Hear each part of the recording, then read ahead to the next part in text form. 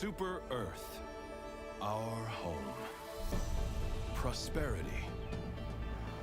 Liberty. Hi there. Democracy. Our way of life. Oh, hello. But freedom doesn't come free. No! Sweet liberty! No! Look familiar? Scenes like these are happening all over the galaxy right now. You could be next. That is, unless you make the most important decision of your life. Prove to yourself that you have the strength and the courage to be free. Join the Helldivers. Become part of an elite peacekeeping force. See exotic new life forms. And spread managed democracy throughout the galaxy. Become a hero. Become a legend. Become a Helldiver.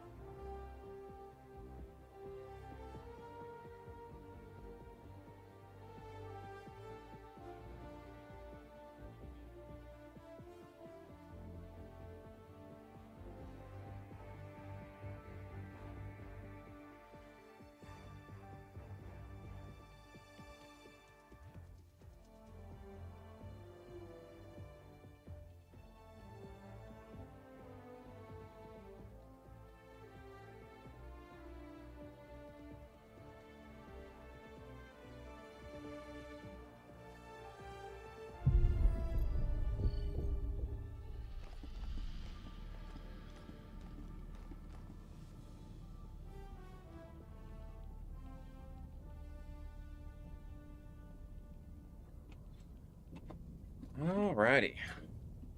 Good afternoon, everybody.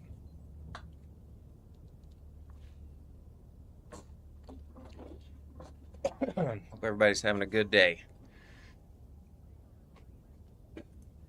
It is time to continue with the SMG testing.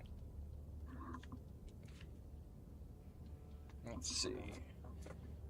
Left off, we had already done the Defender and the Knight, and we did the Stoker.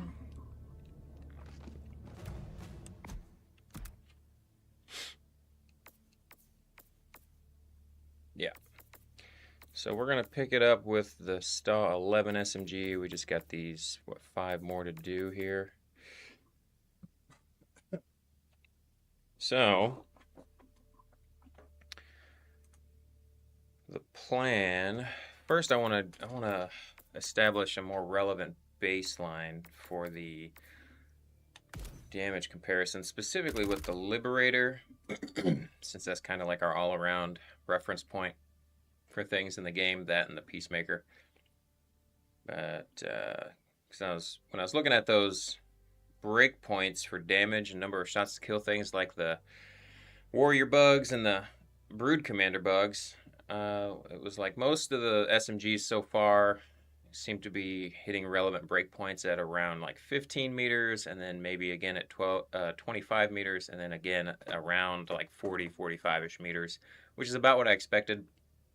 So I just want to update my reference point with the base Liberator to see a little bit better contrast. So I'm going to do that first, and then we'll get back into the actual SMGs themselves.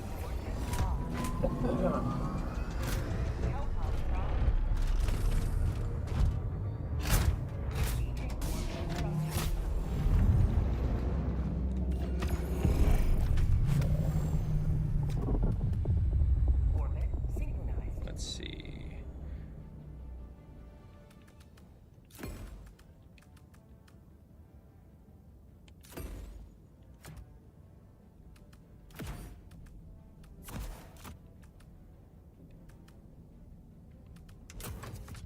Yeah, that'll work.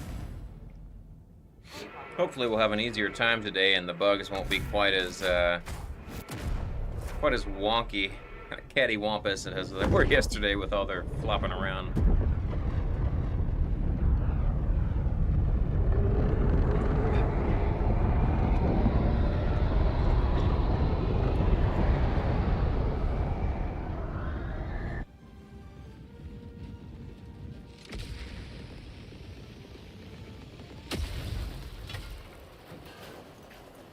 History will remember your deeds this day. Deploying equipment package.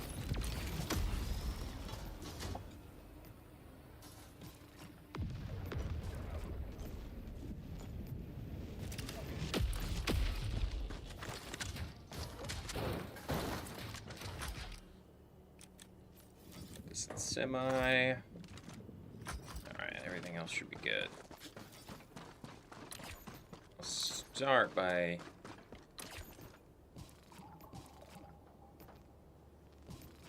we'll see if we can't get a good setup over here by this outpost, this red zone. And if nothing else, we'll switch back to looking around for points of interest, because that seems to be one of the best, like, easiest ways for me to line up, like, good, consistent distances and stuff like that.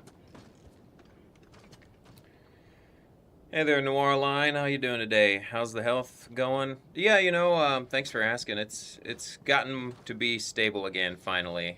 I, you know, it took a good couple of weeks for me to kind of go through all that, and I was able to actually reconfigure my workspace here with a regular chair again and a table, so I'm not restricted to lying down on my back anymore, thank goodness. So yeah, man, it's I just gotta play it careful and maintenance mode and all that, you know. How are you doing?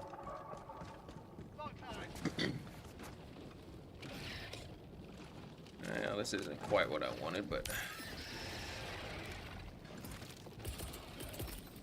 Deploying non-lethal payload.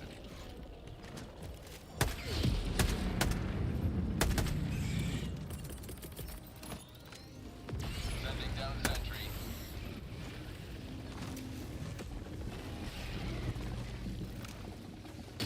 that bounced a lot.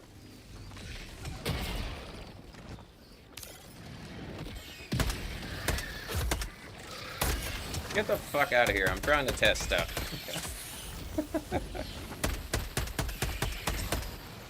This is why these nests are not always the best. And I really wish that Arrowhead would normalize all of the HP and armor values for every mission difficulty. The more I do testing and stuff like that, the more I disagree with the way that they did that whole bit.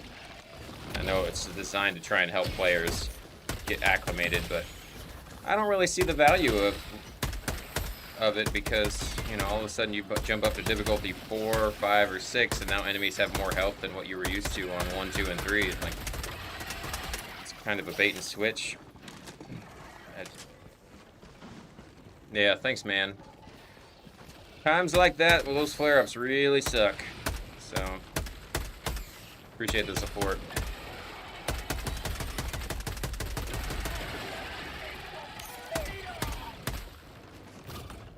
Typical 3 shots inside 15, and they did.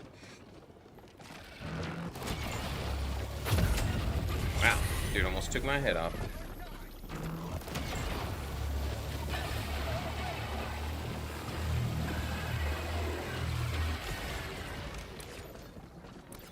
Alright. So, AR-23 Liberator. Inside 15 meters was 3 shots to head pop a warrior. Do you write down your findings after each test? Yeah, I take my notes while I'm playing here. So if you see me all of a sudden blah blah blah, and I like kind of narrate what I'm thinking, like that's me typing it into my computer.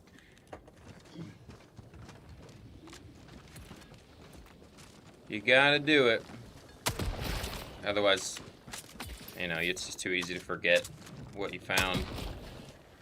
And then I go back and I organize things and start doing more analysis and all that kind of stuff, you know. Whoa, where did this guy come from? He snuck on out of there on me, huh?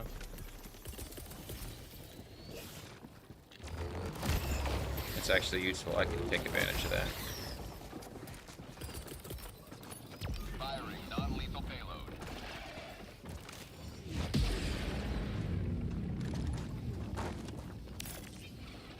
How are you moving already? What the fuck? That can't be right. Did you see that? He started moving after like 3 seconds. I think stuns are glitched, man. This doesn't make sense to me unless there's some kind of weird radius mechanic that is reducing not only the stun buildup, but the stun duration type. That's not the first time I've seen that since doing this testing the last day or so. That's interesting. Let me check that actually, because that's kind of crazy. It looked like that guy got hit in the full blast radius too. Let's see, EMS strike. Deploying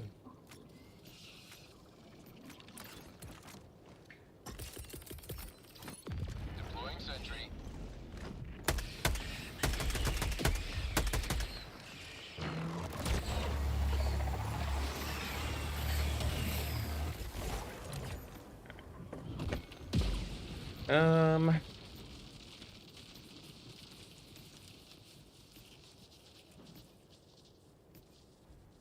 Oh my, I didn't realize, but apparently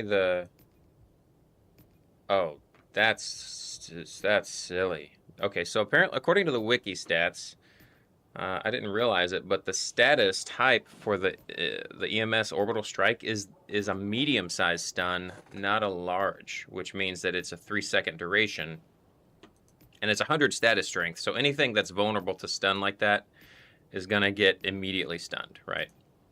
And that was true even of things like the wretches from the new Vote Snatchers, because they have a stun threshold of about 20.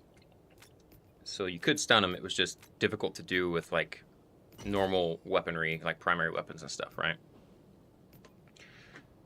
Yeah, that's I don't understand why the orbital EMS strike is a medium stun and not a large. Like, that seems like,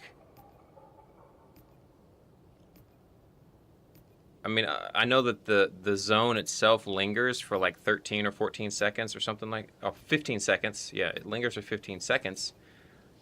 But in that case, the stagger force, I guess, knocked that bug out of the lingering zone. And so then it was only stunned for 3 seconds. Like that should be large. That's silly. I might have to submit some feedback about that for all the good it'll do. But it's not like I have a secret line to Arrowhead or anything, but I mean, it's an orbital. It should be a large stun duration. The size is honestly pretty good, and the stagger force is all right because it does stagger things, so you can knock stuff out of, you know, whatever, and you can blow up to like fabricators and things like that. But yeah, I'm just disappointed. I'm disappointed that about that stun duration. That should be large. Honestly, the stagger force, in my opinion, should be like max value. You should be able to stagger a Bile Titan on a direct hit. Actually, you know what? I might need to correct myself. I think you can stagger a Bile Titan with a direct hit. You just can't stun him. Anyway. Getting off on a tangent here.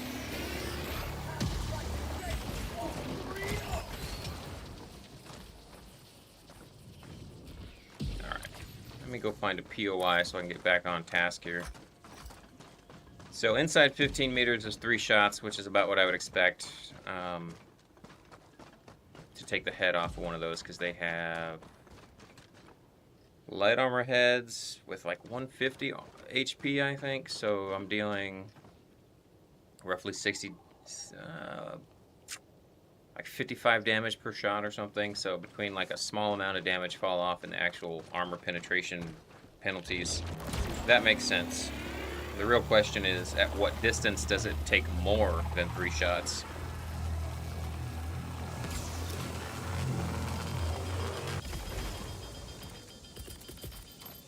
Deploying equipment package.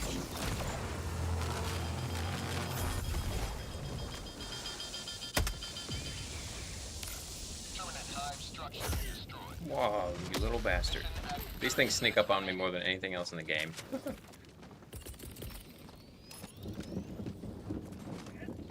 Deploying non-lethal payload.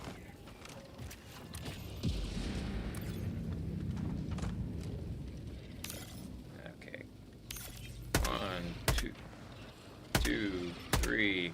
3 shots at 40. 1, 2, 3. 3 shots at 50. Yeah, these hold their damage way better than the SMGs, which is what we would expect. God damn it, you little fucking chihuahuas keep sneaking up on me.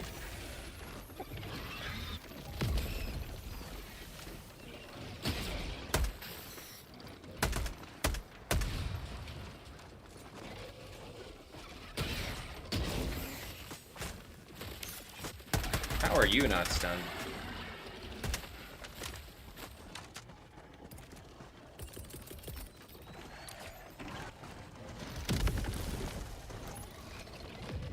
Gotta get these guys in a good position here so I can get that headshot.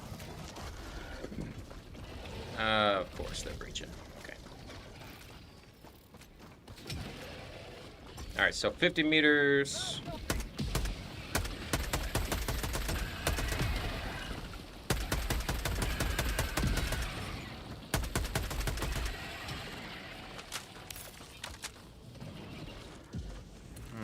Where is my stuff?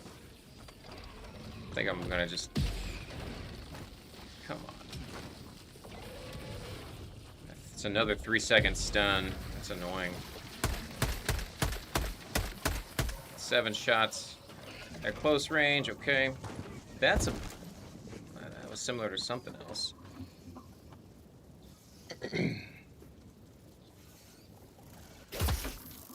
No, seriously.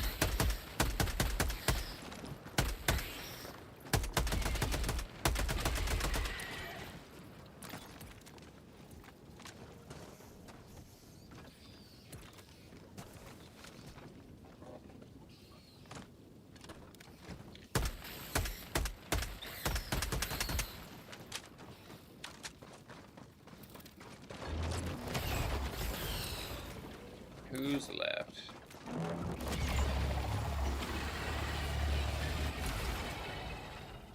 Alright. So... it was 3 shots for the warrior, and it was 7 shots to head pop a brood commander inside 15 meters.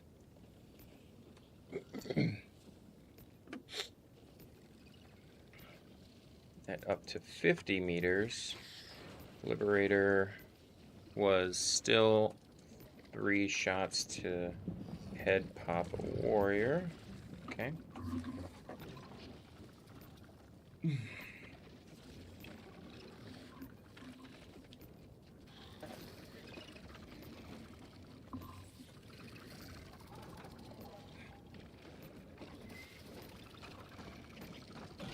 You don't see me, I'm not here.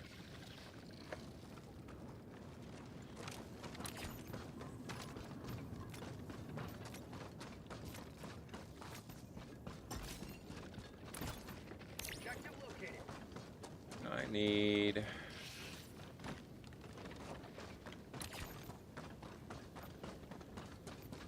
I'm gonna go ahead and hit this LiDAR station so I can see the POI locations.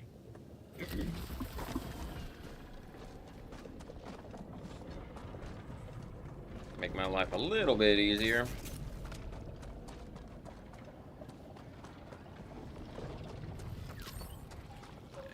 More baddies. Okay.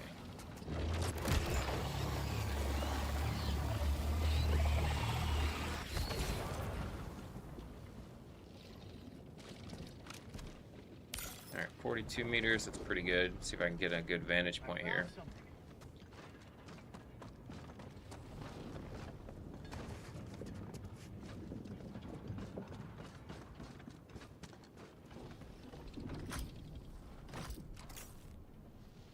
Ah, he's not looking at me.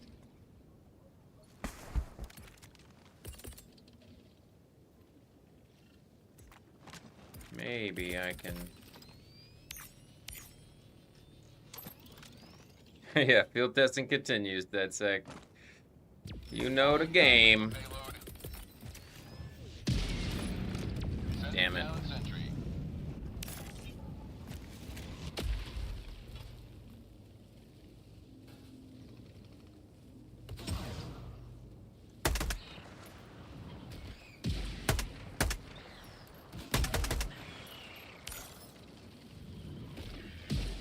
Alright, come on. No, don't push him behind stuff.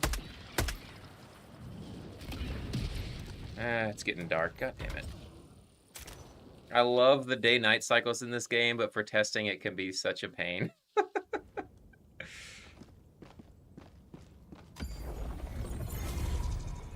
Well. Help the new player learn today. Yeah, awesome, dude. That is a lot of fun to do. What's up, Wisdom Thumbs? Man down, huh?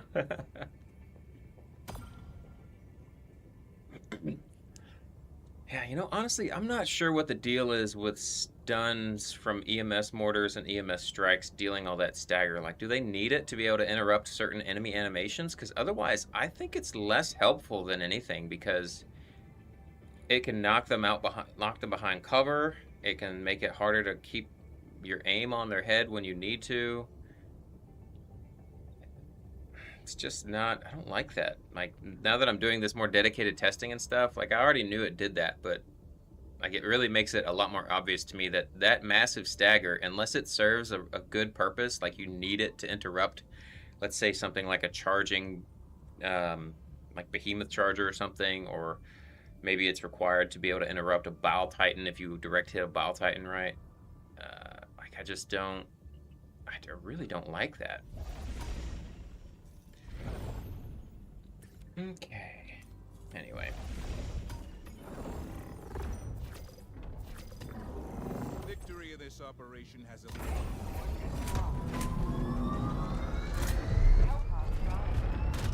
How you guys doing today so far?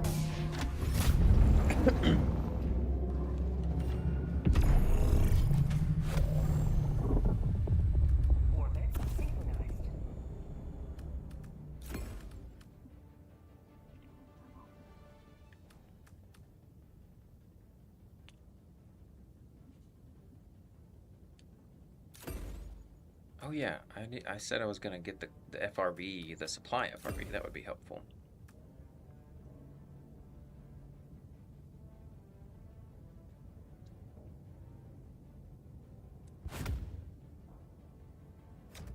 Guess I could still bring this thing, but again, that stagger is kind of a pain in the butt.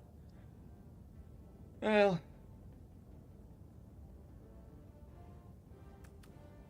we'll see.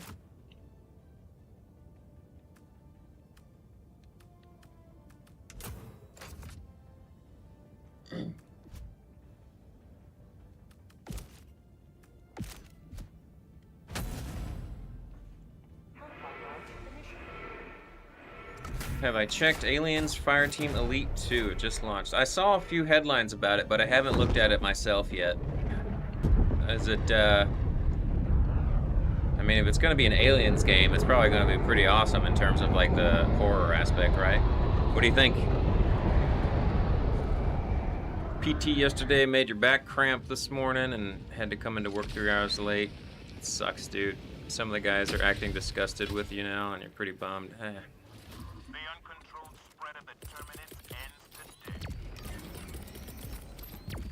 Yeah, that sucks, man. Like, it's one of those weird things where Sending down equipment package.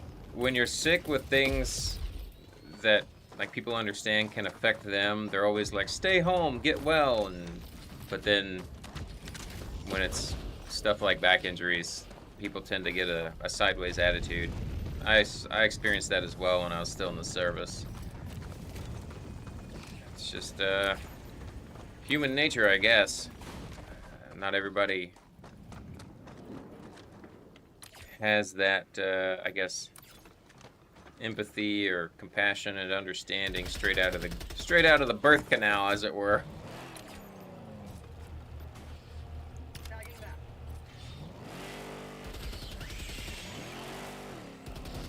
Dude, he's on the other side. He can't see me. Come on, dude. That's so stupid. Oh, well. I guess it's patrol linkage.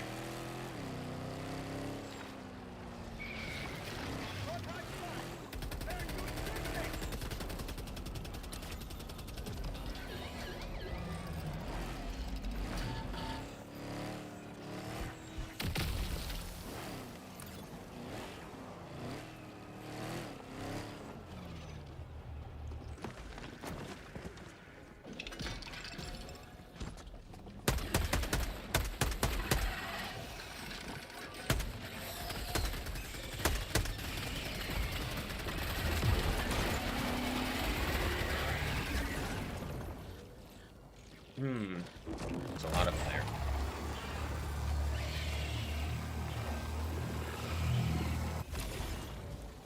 Okay. This is a very hilly map, and it kinda sucks. Alien Horde shooter. Looks pretty cool, but performance is not bad.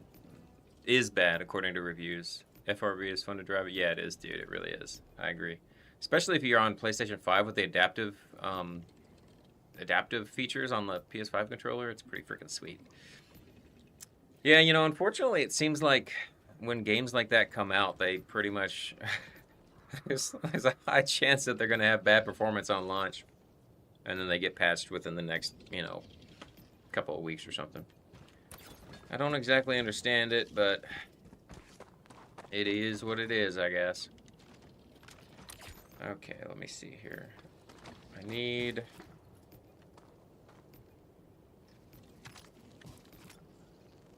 This map really does kind of suck. Need to get a long-range hit. Those guys are already detecting me? How are they detecting me from 75 meters away? The fuck? That's way farther. It must be the car, because that can't be me. I'm wearing sneaky armor. Yeah, they're detecting the car from 75 meters away. That sucks. And then by extension, they detect me, I guess. That's that glitch that they gotta fix.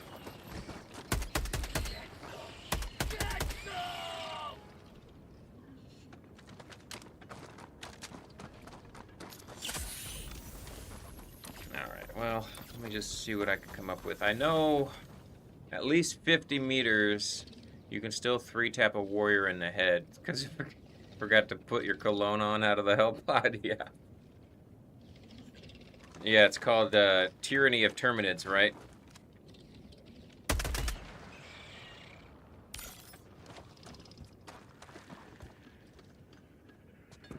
Brought to you by TCS Plus. Alright, turn around, dude. Look at me when I'm talking to you.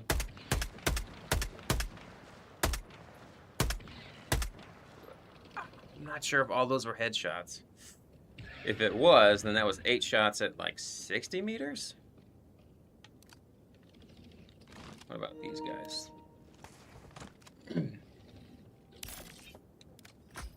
Wish I had a slightly better zoom optic. Let's see, 67 meters. Let's see if I can get this guy to turn at me. 1, 2, 3, 4, 5, 6, 7, 8. Okay, yeah, 8. 8 shots at about, I'm gonna call it like 65-ish meters, yeah. 65-ish meters is a, what did I say, 8 shot? 8 shot Liberator to pop head of Brood Commander. Yeah, the reason that I'm doing the Liberator is because I wanted to get a really solid reference point to the default Liberator, since that's kind of a working baseline, you know, since that's what we start the game with. Because I wanted to compare the breakpoints where it starts to have enough damage fall off to change headshot kills compared to something like an SMG, right? And so right now what we're seeing so far is it can hold its optimal 3 shots to kill, or no, excuse me, 7 shots to kill something like a Brood Commander.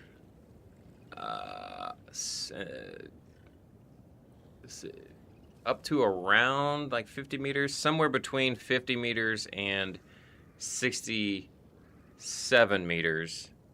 It changes from a 7-shot to an 8-shot kill on the head of a Brood Commander. You know what I'm saying?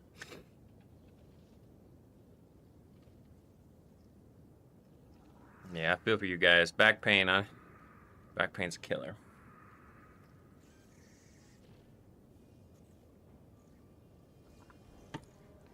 So the let me see. Oh no, they how? Oh, they see the car, right? All right, the car might actually not be a good idea because it keeps on getting enemy attention. I'm just gonna redo that until they fix that glitch.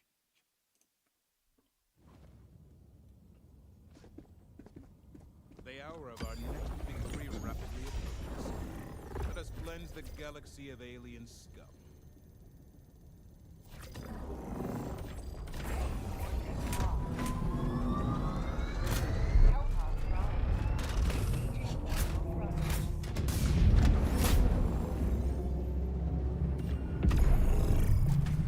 But we tried at least.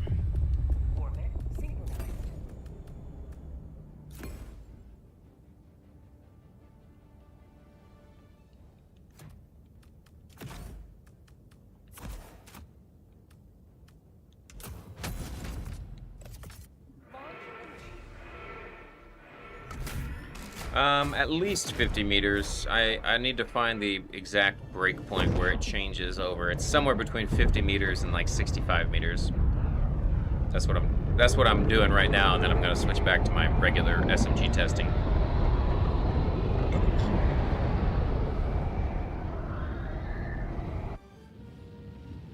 So, shot for shot, right? Like if you were using something like the Knight SMG, Let our enemies choke upon their territorial ambitions. Deploying support weapon. the Knight SMG has the same damage per shot, right? But it's an SMG and it's got, you know, the higher fire rate and all that stuff. Wow, look at that. Oh man, we're on the boss viewer seat. That sucks. It can kill a Brood Commander head in about 9 shots at 25 meters, which is already more than the Liberator. And then it takes 11 shots at 45 meters. So, and I haven't continued testing it from there because you also start dealing with bullet drop and crap like that. So outside 25 meters, like the average assault rifle, or at least the Liberator, is going to just do better, like across the board, right? Inside 25 meters, and you know, that's where you can start to get a little bit more value, which is kind of like, generally speaking, like I always recommend SMGs be used inside 25 meters. Do all ARs have the same range fall off? No, they're all damage fall off in this game is the product of the initial velocity of the bullet, the drag factor, which is how much the bullet slows down as it travels, and then I believe also the mass of the bullet is part of the equation as well. So it varies a little bit from weapon to weapon. I'm sure there are probably some assault rifles that are basically the same, but just in general, like all the weapon projectiles have different weights and velocities and drag factors and things like that, and that all influences where they start to experience damage fall off. And of course, what damage they do from the get-go also matters, you know, in practice.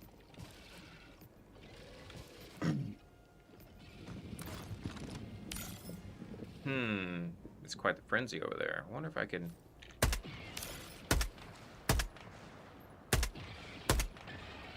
I don't think I hit the head there. I don't like doing testing on these guys. These guys suck for testing.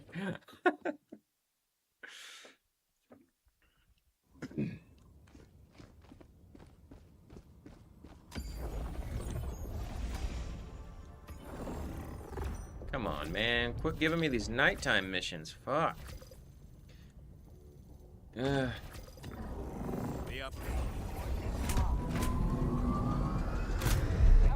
I like nighttime missions. Just not for testing purposes, you know?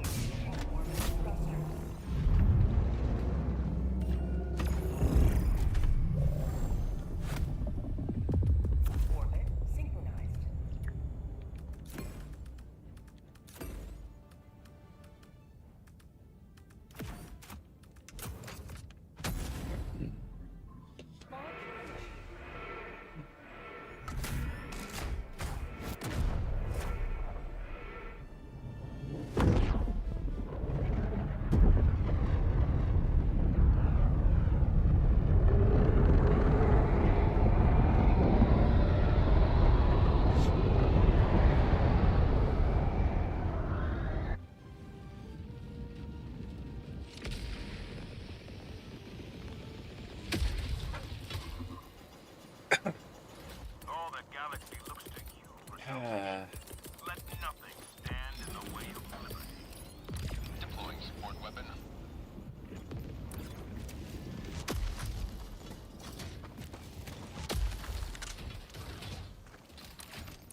Alright. Where is Brood Commander? That's what I need. Is that? It's a Shrieker nest. I don't want that.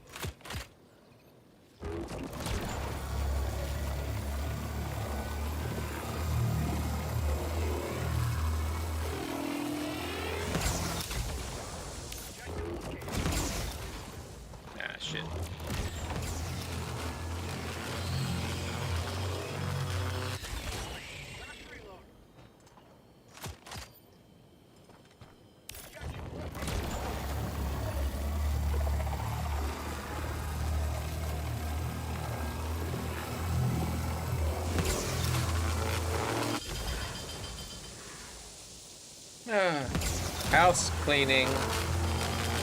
There we go. All right. What's your one go-to red, blue, and green stratagem?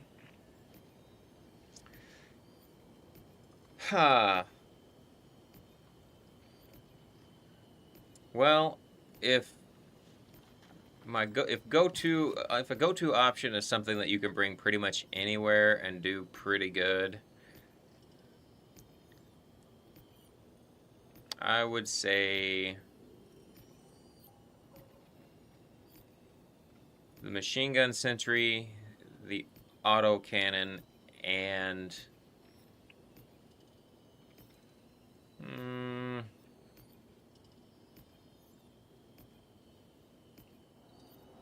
either and then I'd pick an orbital and an eagle. So either something like orbital gas or orbital precision strike or something like that, and then in combination with like an eagle napalm or an eagle cluster bomb Or like maybe the opposite, where I'd do like orbital airburst and Eagle airstrike or Eagle 500K, just to kind of cover all your bases. Just as a good all-arounder kit.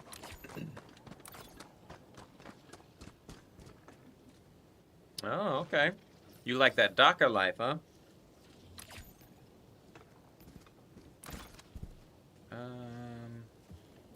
78 meters.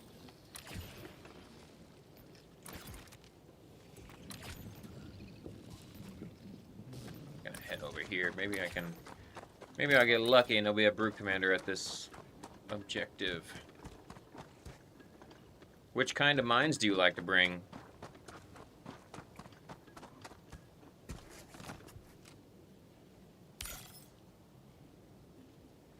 I need to get about 55 meters for this next test, I think.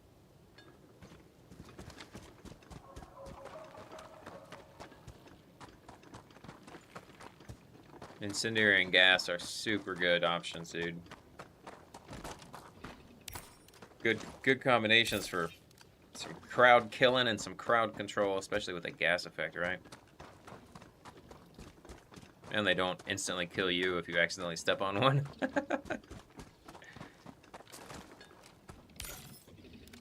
Okay.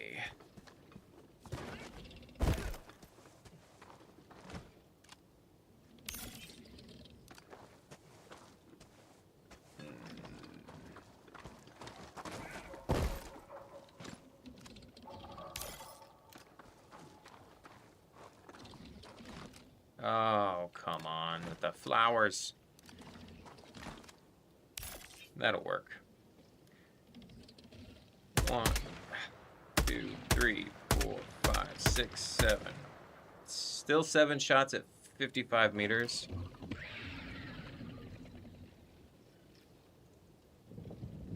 Still 7 shots to head pop a brood commander at 55 meters. Okay. The great thing about wearing the stealth armor and stuff is that these guys don't notice me. How great is that?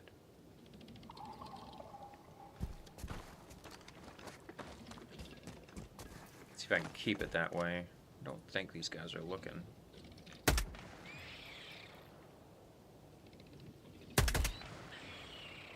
No. You saw nothing. Hey, 78 meters. This will be a good opportunity for that guy. Let's do a 60 meter test here, I think.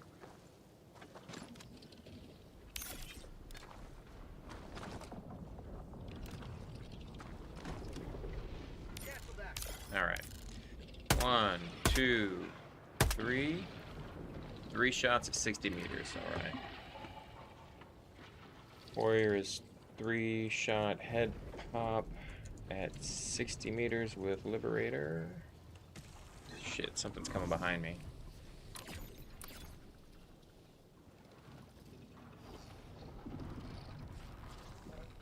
Wretches have some kind of gas resistance, so I didn't get to be gas diver in the void. Yeah, I thought I kind of noticed that as well, which is kind of weird. Interesting, but weird. Redacted was made to help y'all test stuff. It really was, dude. I mean, previously, I guess it was mainly the stealth armor, the previous scout armor, which I guess they have the same like detection thing. The main difference is that silence, which is nice. Okay, this guy's looking the wrong way. Okay, so that was 60 meters. Let's get 65, maybe. He's not looking at me, though. God damn, there's another one. Guess I'll have to move around. So I'll just try and kill this guy.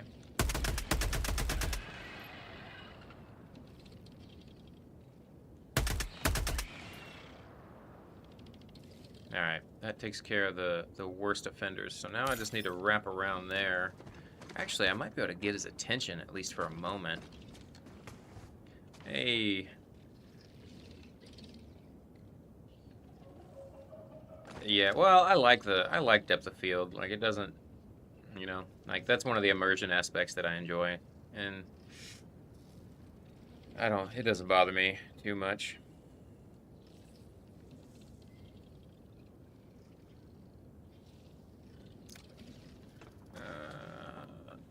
How's it going, Rational Baz? Am I saying that right, or is it Rational Bays?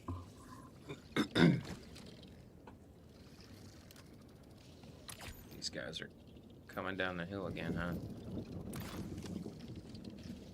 If I shoot this guy once, actually, let me reload. Where are these guys going? Are they coming straight for me? They're gonna hear me if I start shooting.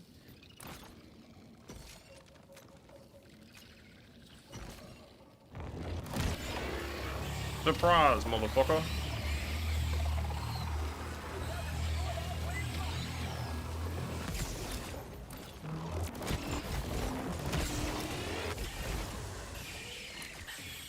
Alright. Solve that problem. Alright, so this guy's... Wait, did he hear me? Huh. Alright, 60 meters. Turn around. 1, 2, 3, 4, 5, 6, 7, 8, 9. I think one of those missed. Yeah, I think a couple of those missed. There's no way that took 11 shots.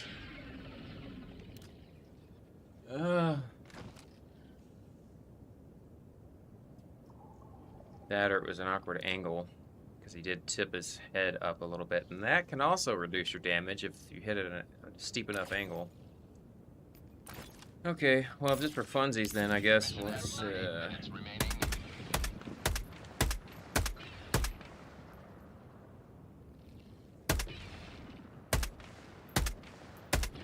I can't really tell how many shots it's taken to kill this dude. He turned on me. Rational Baz. Alright, got it. Yeah, like... For a purely optimal situation, yeah, you know, turn off the blur effect, but I'm not that serious about it. I mean, I am serious about understanding things, right? But I'm not that committed to being optimal and hyper meta all the time, because, like, you know, it's too restrictive. It kind of eats away at too much of the fun for me. But I get why people do it, and that's fine. Guess I'm just gonna blow this thing up since I'm here.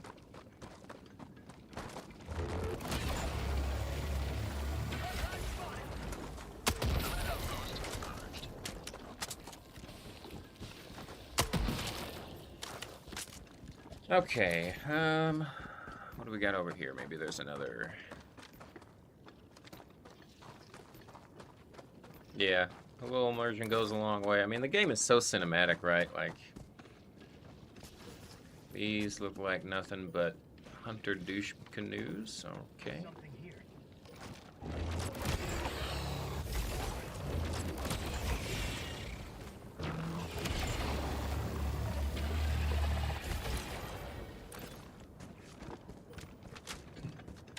So I'll grab this since I'm here. Might be some super credits. Well, rec slips are alright, I guess. Okay, is that a... No. Oh, that's the final objective. Oh, look, another mushroom.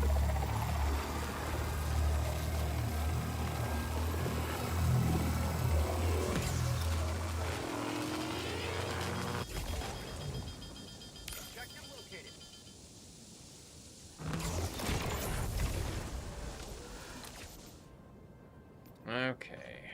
Oh, these guys seem to have gotten wind of me. I better move. Maybe this next POI will have some brood commanders. I'd even be okay with the warriors at this point. I mean, let's see, so... 60 meters. I mean, honestly, like 60 meters, 3 shots to kill the Terminated Warrior head with the Liberator. I mean, it kind of speaks for itself. It probably is going to switch between 60 and 70 meters, if I had to guess. Let's see, so...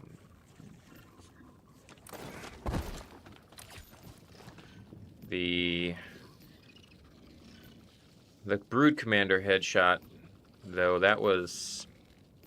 We confirmed 55 meters was still 7 shots. And at 65 meters, we confirmed it was 8 shots. So somewhere between 55 meters and 65 meters, it switches from 7 to 8 shots. So, you know what? I think I'm good with that level of,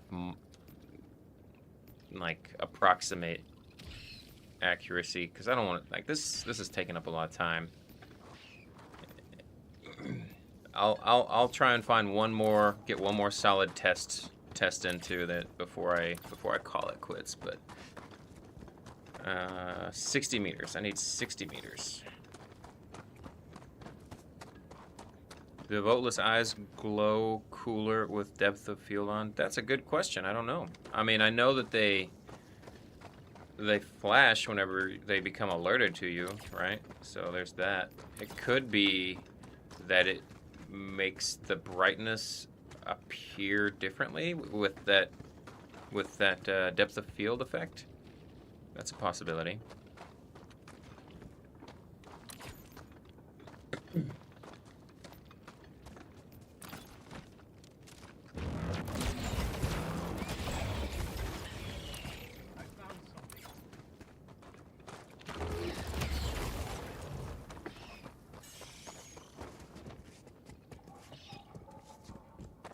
Come on, Brood Commanders, where you at, baby?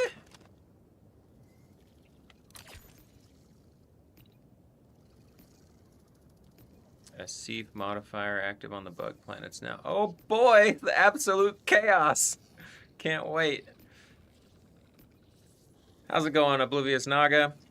At the moment, I'm just double checking the breakpoint for the Liberator as a reference point, and then I'm going to pick things back up with the, I think I'm on the Killzone SMG.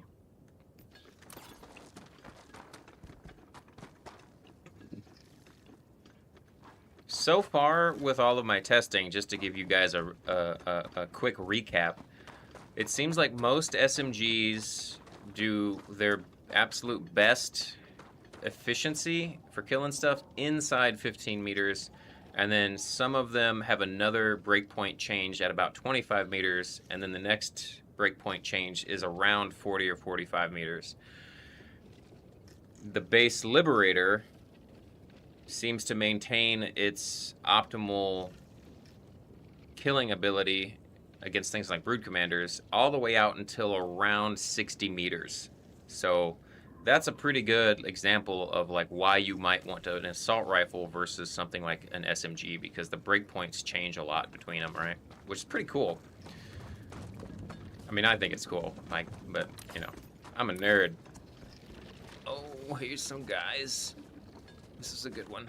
This is a good one. All right, I gotta, let me think.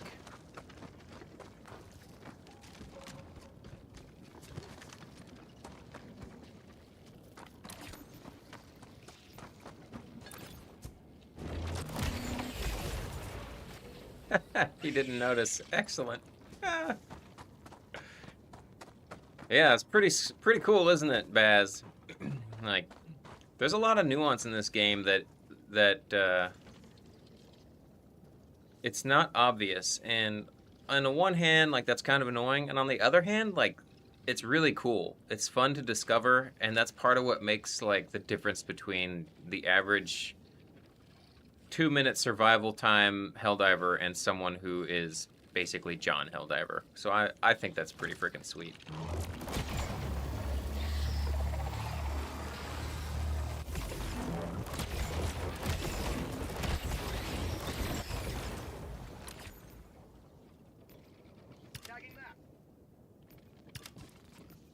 Alright, there's 3 targets.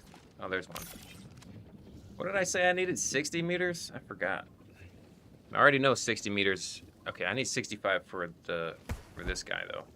1, 2. Stop moving, asshole. Damn it! Alright, Alright, that's 2 shots to the head. Let's see if he resets, maybe. Oh.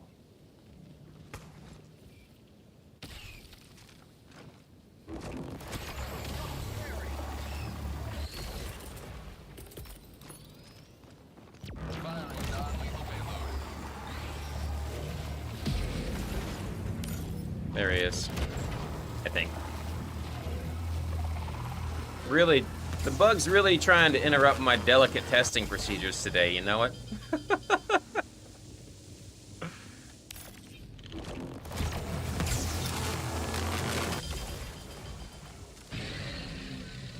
He died pretty quick.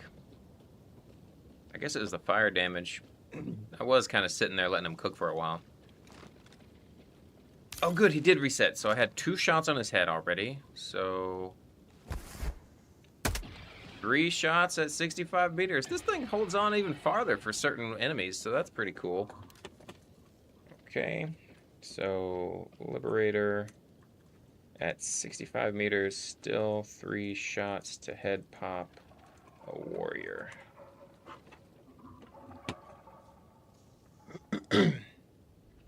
That's nice. So, let's see. I guess we might... One thing that I've been thinking about... Let's see. Yeah, it has issues, but freaking love the game. That's awesome. Yeah, dude, I'm right there with you. Watching Rad's testing effort makes me realize I could do a better job at work. That's funny. Oh, man. I don't know why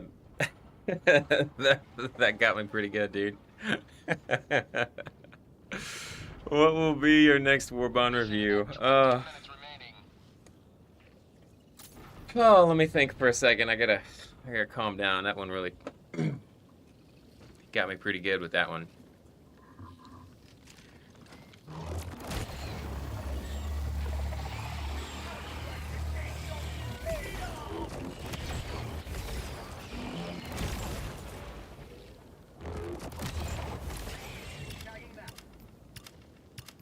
Alright, I've still got 2 warriors over here, so I'll do 70 meters next.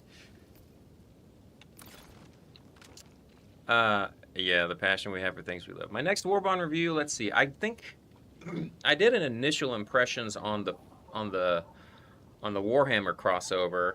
I guess I could do a more complete one for that. Otherwise, I think I'm probably gonna start working backwards from the most current until I get all of them done, because I've only done like 2 or 3 of them, I think, and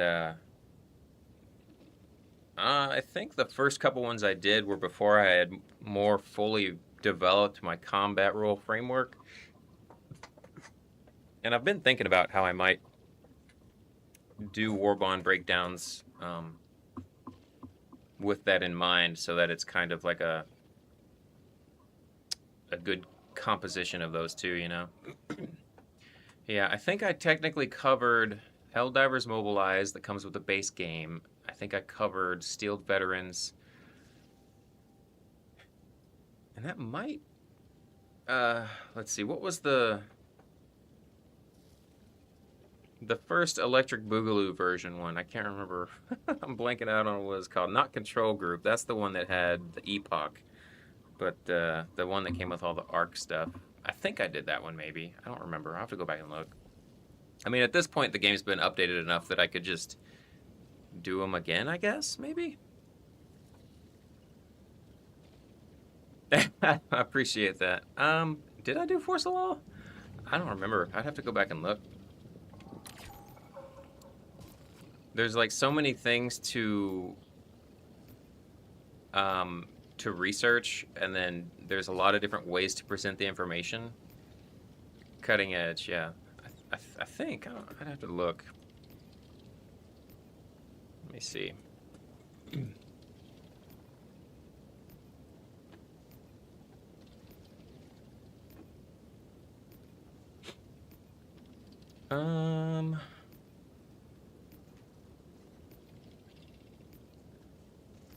Oh, I did do Cutting Edge. Yeah, I did Cutting Edge. I did a little bit on... I did one for experts, I think.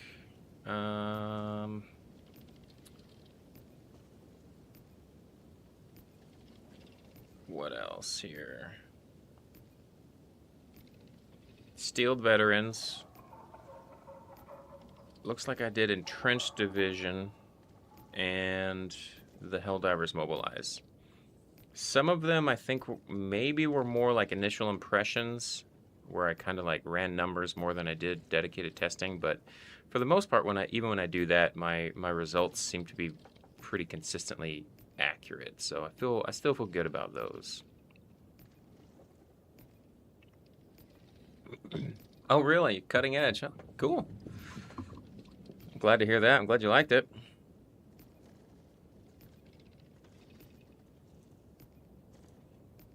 Let's see. Okay. What did I say I was doing next? 70 meters, terminate head. Let me do that, and then we can move on, I think.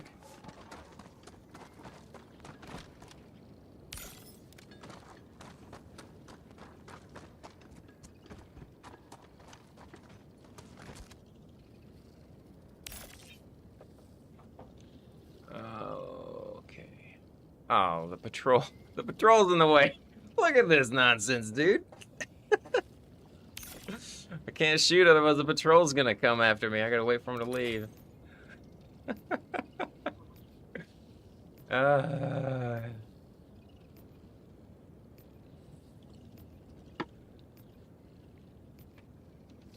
It looks like there might be a couple of. Hey, there is a brood commander over there. That's perfect. Oh, this is good. All right.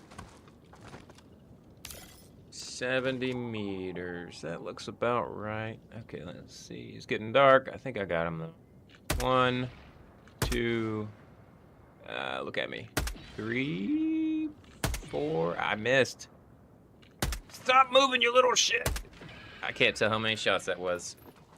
I think I missed and hit the body a couple times. Yeah, see what I tell you? These guys heard my shot.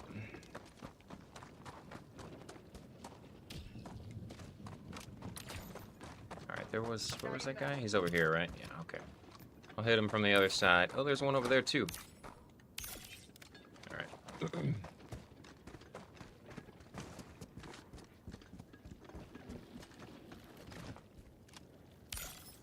Perfect. Perfect. 1, 2, 3. No, one of those was the leg, so 2, and then 3. Still 3-tap at 70 meters. This thing holds on to its damage for those enemies. That's nice. I'll do one more just to be sure.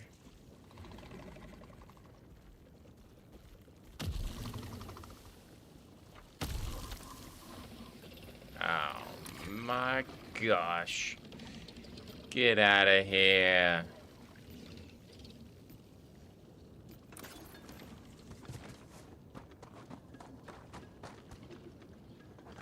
Alright, he's facing that direction. So I'll go around. The jump pack would make this faster, but it makes too much noise and it breaks my stealth, so I can't do it. Otherwise, I would love to speed this up. I guess I could do light armor, though. Which I might start doing.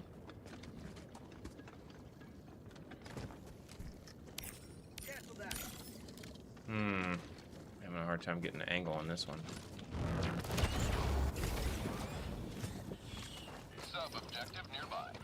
You didn't hear me, guys. You didn't hear a thing. Okay, that's 80 meters.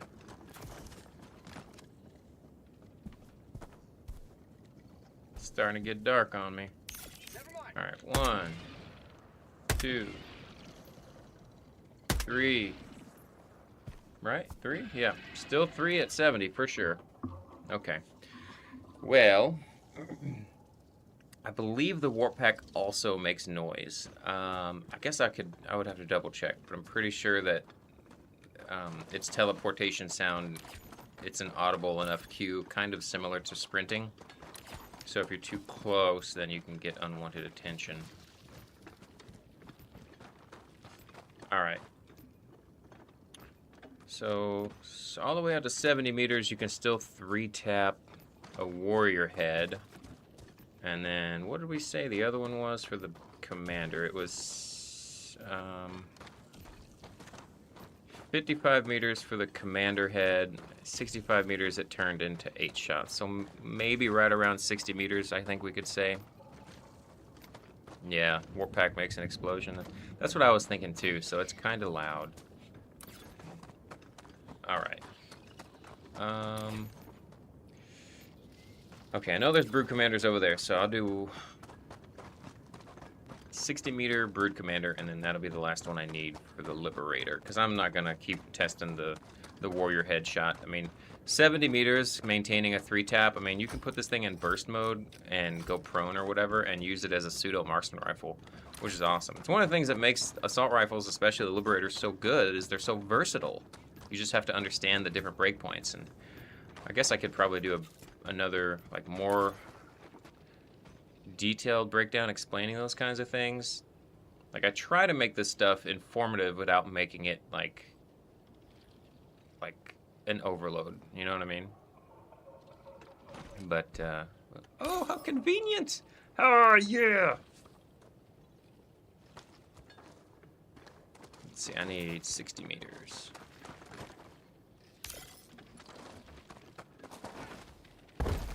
Boo, now the rock's in my way.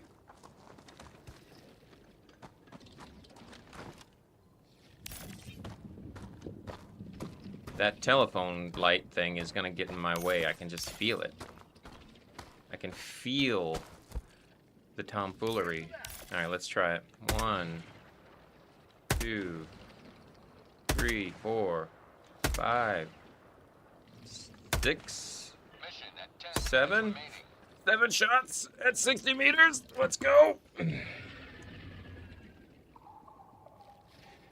Pop Brood Commander head.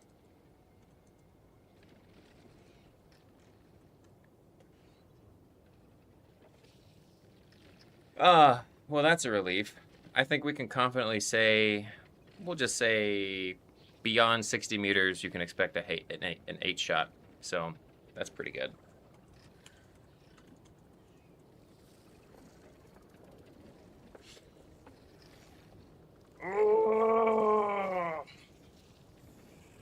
That's so satisfying whenever you finally get it done, though. Or at least to me it is. Okay, I think I can move on to the SMGs now.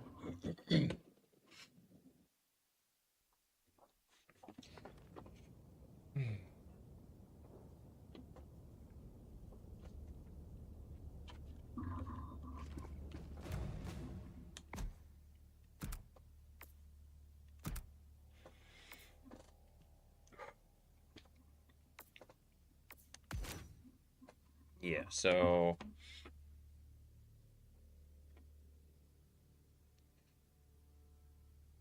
inside 15 meters is about where you're gonna get. Oh, you know what? I don't think I tested the Knight inside 15 meters versus Brood Commander head. I still need to do that one. That's one that I forgot to do. Yeah. Let me do that real quick, and then I'll be all caught up with everything else. Because everything else that I've done so far. So, for example, inside 15 meters, the Liberator takes 7 shots to break the head of a Brood Commander. And remember, Alpha Commanders are a little bit tougher, so probably 1 more bullet for those guys across everything. But for the Brood Commander, which is our control group here, 7 shots with the Liberator inside 50. Well, it's all the way up until, what was it? 60, 65 meters, something like that. It's just consistent all throughout that distance. 7 shots, right? And at 640 rounds per minute, which is not bad. But then they still bleed out and they can still attack you if they're too close. The Defender, inside 15 meters, was 6 shots to break the head. The Stoker, inside 15 meters, was 5 shots.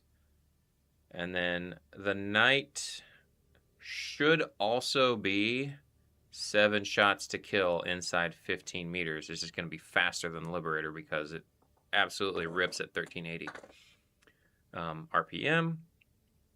And I know already at 25 meters that changes to 9 bullets to take the head off of a Brood Commander with the Knight SMG. So that should mean somewhere between like 15 and maybe right around like 20 meters, it might be an 8-shot kill. So yeah, like that makes sense. But I'm gonna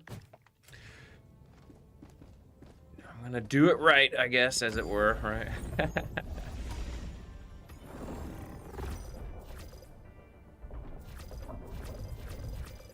Like, I enjoy this kind of stuff. It's kind of relaxing, you know, it's interesting.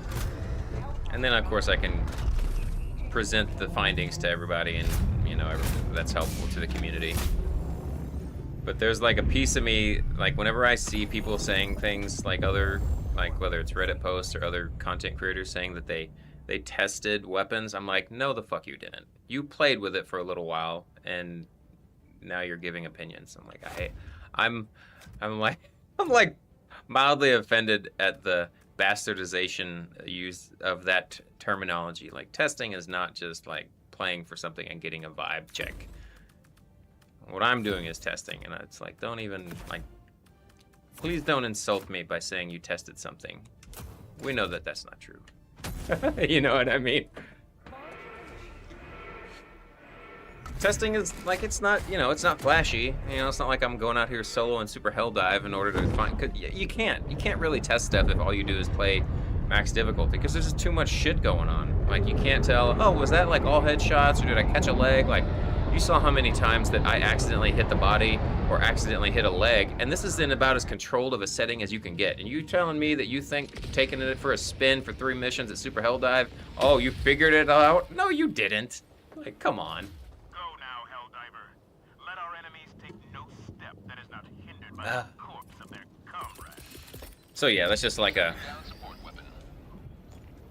little soapbox for me, I guess. You know.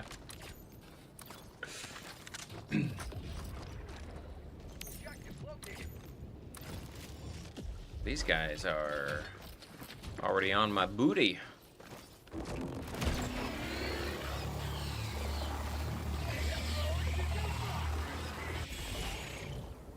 Oh, goody. So what did I say I needed? I needed 15 meters. Actually, I might try and do 10, and then 15, and then 20, just for good measure. Because they do have a lot of damage fall off. Could be some kind of sneaky sneak.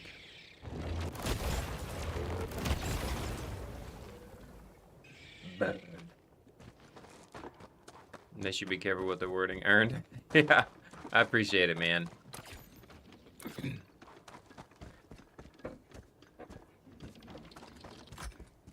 Tactical asset nearby.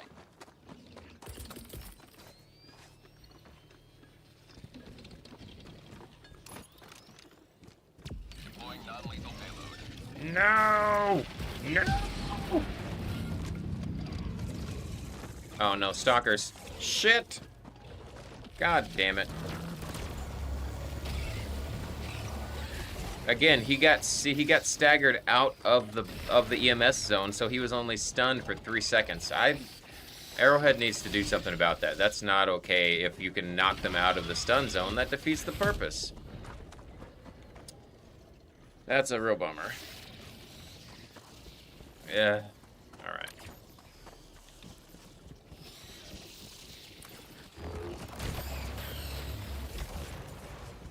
I gotta go find this dang stalker lair, which is, I don't know where. Oh, it's right here. How about that?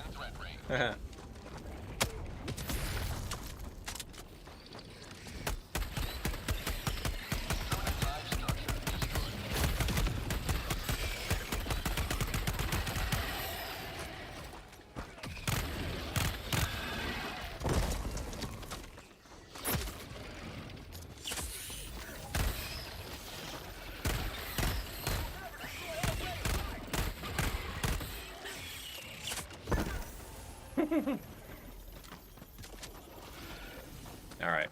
Let's try this again. He escaped the stun blast.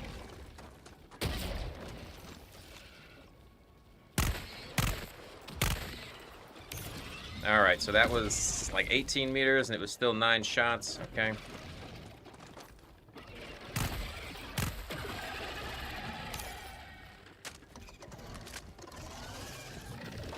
God damn it, quit summoning stuff, dude. Ah, what am I doing?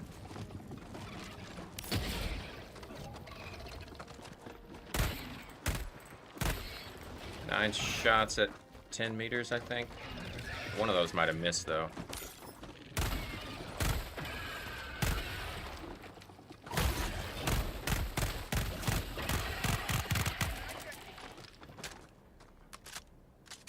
Okay, let me try and get a cleaner test than that. That damn stalker came and walked it all up. Wonkified. There's a channel called Just Average. Oh, there is, I think, a Chinese YouTuber that does a pretty good job of testing, and watched them a couple times, so that's good. Yeah, there are some guys out there who do a pretty good job, you know. I'm not saying nobody does it. But a lot of the more popular folks don't seem to do this rigorous of a testing as I like, but testing versus vibe check is a good way to word it, yeah. There's a channel called Just Average. He does testing for the average player. I think that's better for the casual audience to follow. Instead of those pseudo... Yeah, I've seen his stuff too. I commented on a couple of his things. I checked out a couple of his live streams. Like, I appreciate his perspective because he's being very upfront about how he's approaching things. And so, like, I can absolutely respect that when it's honest. Like, yeah, you know, this gun makes me look good. This gun gives me false confidence. Like, that's a really clever way to do it. And I think that's pretty reasonable. So I appreciate his perspective on that. There have been a few instances where I think that he still kind of starts to err on the side of, like, his phrasing starts to come off as a little too authoritative on occasion. Where it's like, okay, well, remember, man, you're admitting you're average and you don't know a majority of the mechanics. So, like, be careful, you know. Like, that's just kind of human nature, though. Like, I don't blame him.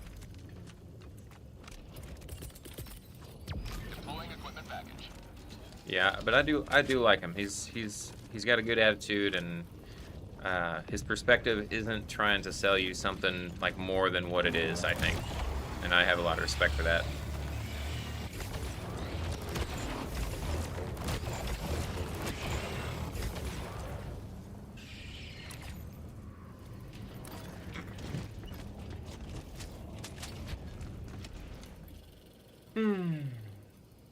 Yay. Mission map updated. All right.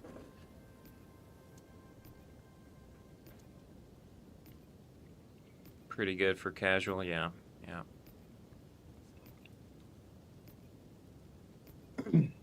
Yeah, I saw he started playing on D10 as well, but yeah, it's all good. Like, I like what he's going for, and you know, it's like it contributes in a positive way so far that I've seen, and that's important. So I appreciate that from him.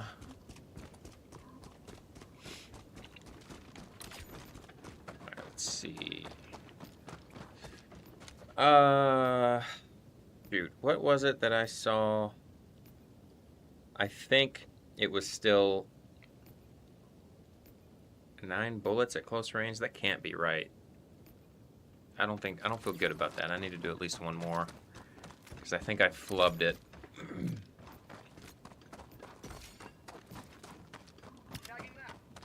All right, I don't have the scout perk on, so I can't. These are not the droids that I'm looking for.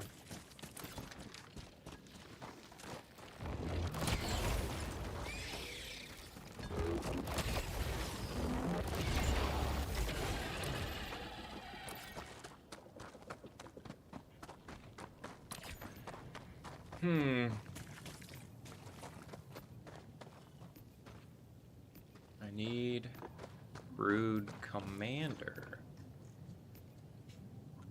Maybe up here.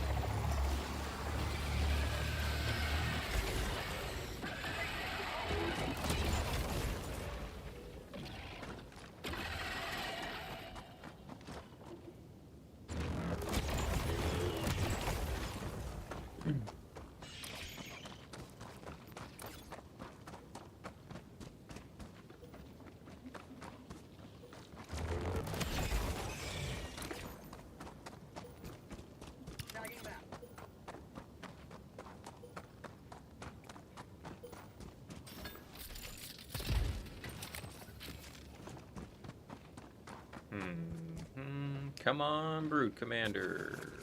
I need a close range one, though. Let me double check this guy since I'm here, I guess. Get in close range. I don't think it's going to be any different.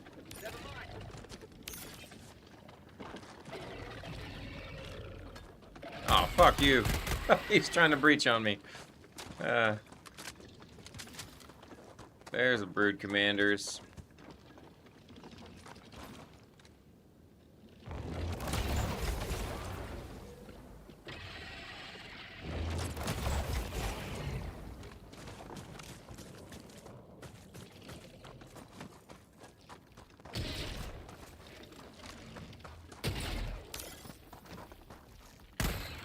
Stop shaking around, you shit.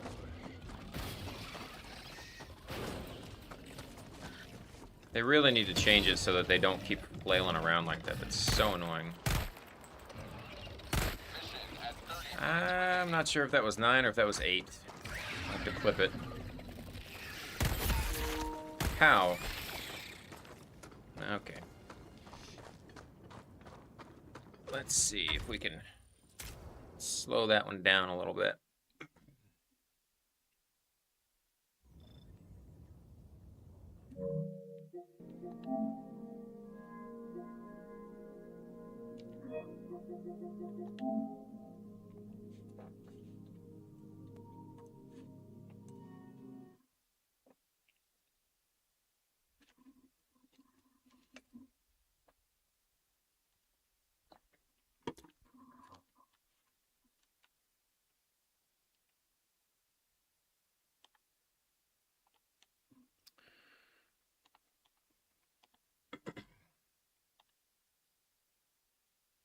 And now we do the time bender.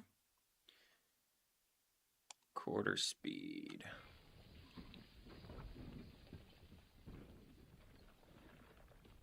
1, 2, 3.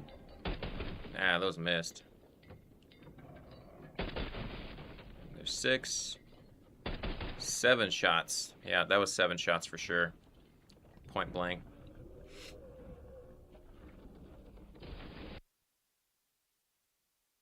Hey, the math checks out, baby.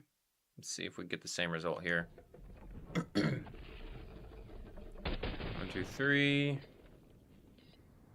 4, 5, 6.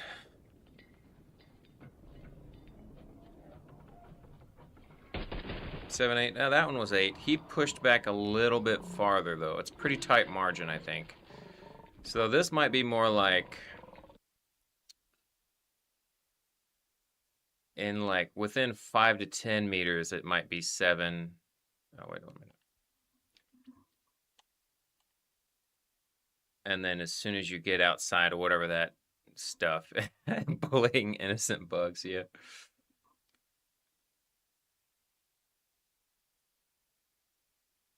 Oh, I didn't even ping this dude, did I? So I didn't have the exact measurement. Damn it. Well, I know that that was like 10 or 15 meters, so.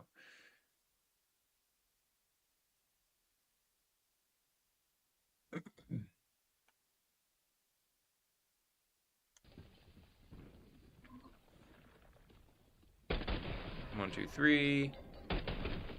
Ooh, maybe 4. 5, 6, 7. 8. Okay, so that was either 7 or 8. Close enough. Probably, and see, and that was when I was still aiming. So that's like right at like 5, 6 meters, depending on if you're in first person or if you're in third person. So we'll say probably if you're strictly like inside 5 meters, I'm just going to say it's 7 shots to kill him. But as soon as you exit beyond 5 meters, you go to a 7 shot or an 8 shot. And then I think it was what? Whenever it got out to 15 meters, it was 9 and that something like that. Yeah, the bullet drop or the as soon as the bullet spawns and to leave the barrel, it starts experiencing damage fall off. based on the drag factor and like the, I guess, like the bullet mass and stuff like that. But okay.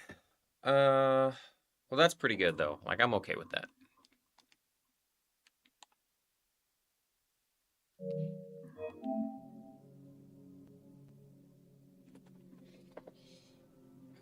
Yeah, that's like, that's why guns that have like 110 damage cannot one-shot kill like a Devastator to the head, because it experiences just enough damage fall off to, you know, reduce it by at least 1 point.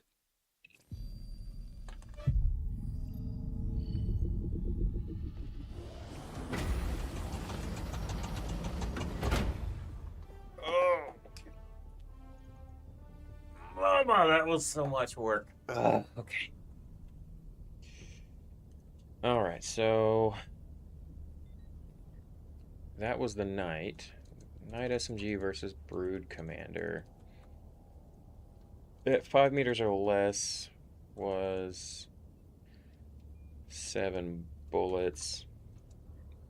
And then 5 to like 15-ish meters was 8 shots to head pop.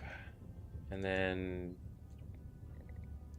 it was 9 shots whenever we got to like 18 meters, right? Isn't that right?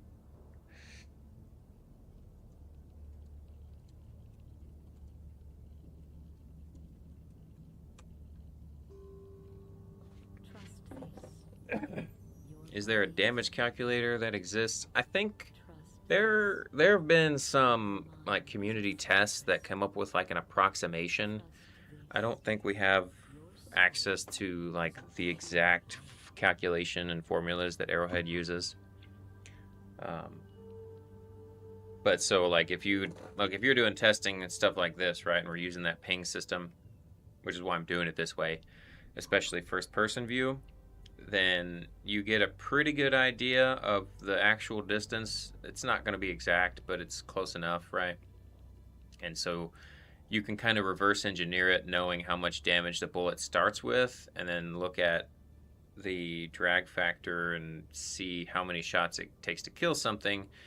And you kind of you have to do the reverse calculations from the known HP and armor values of the target relative to how many shots it takes you to kill it at different distances, and then you kind of figure out like, oh, it's like this is the calculation, kind of, right? Oh man, that was so much stuff.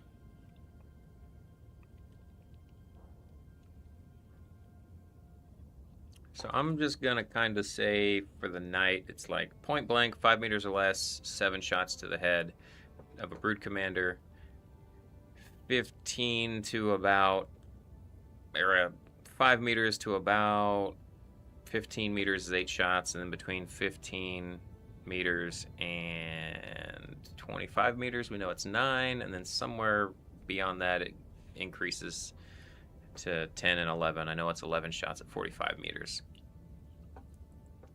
So, you know, pretty steep fall off. How do I like the Knight versus the Defender? Well, they kind of have a little bit of a different damage profile, and so I like the Defender for being like easier to use. Like, it's easier for me to use it on controller with its, you know, overall handling and recoil and stuff like that.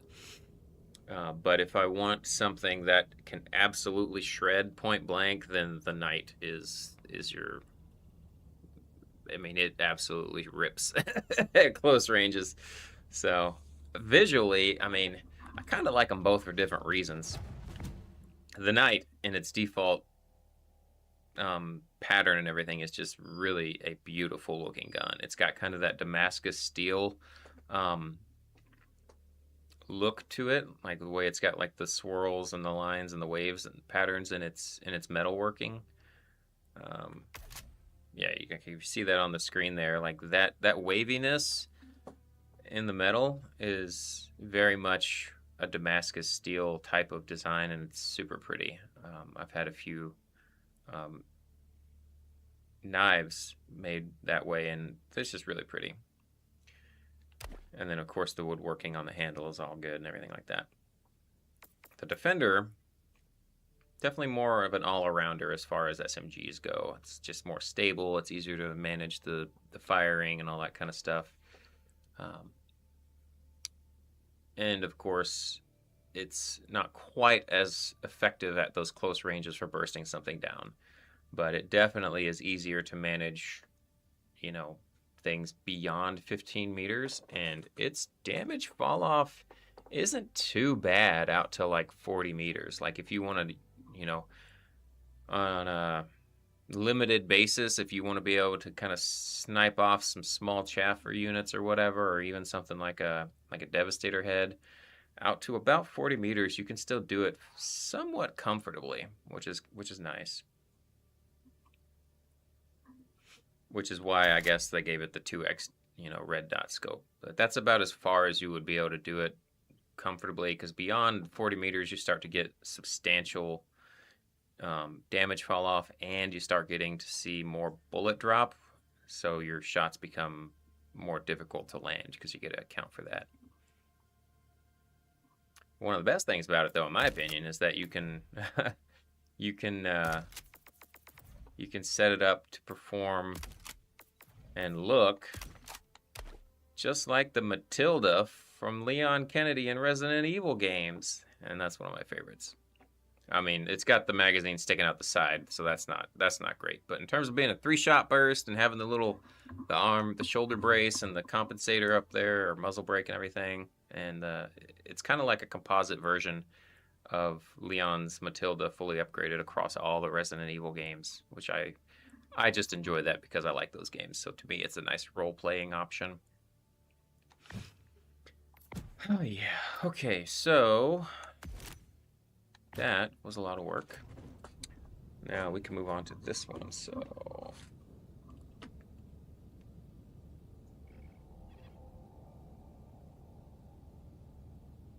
okay, I am gonna take a quick break here, get something to drink, all that kind of stuff. I'll be right back, everybody.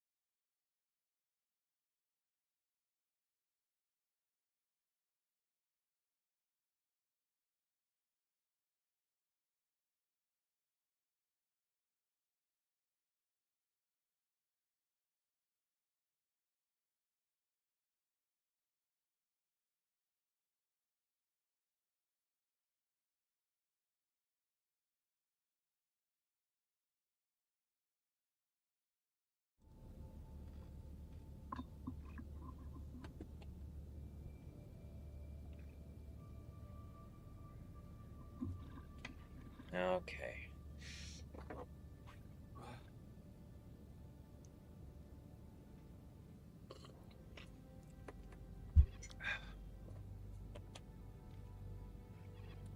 Back on task. Here we go. I got the star.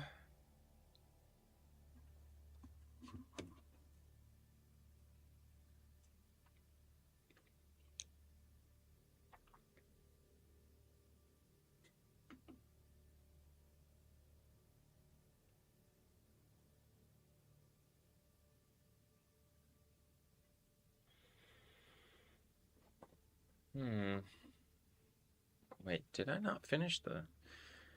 Oh, so, okay.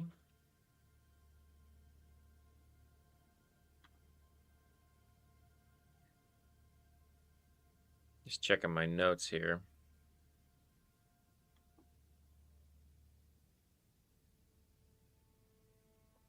Oh, okay. So the Stoker...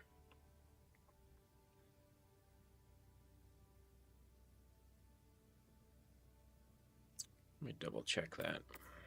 130...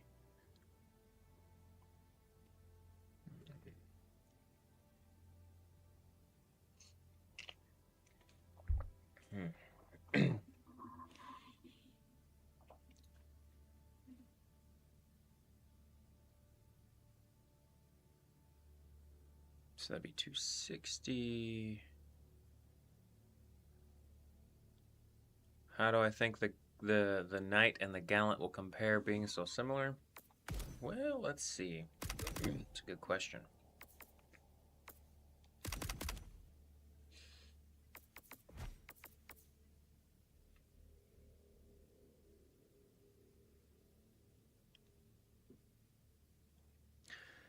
Well, let's see. The Knight is gonna do better versus unarmored targets for sure. And then they're gonna kind of overlap with light armor targets. Depending on the target itself, one or the other is gonna do better because of durability differences. But just strictly from the light armor penalty for matching versus the Gallant exceeding it, they're gonna deal about the same damage. Base, I think. Let me think. No, that's not right. The Gallant will have a little bit better direct damage, but depending on durability, the Knight could still do a little bit better. Of course, the Gallant's got notably more recoil.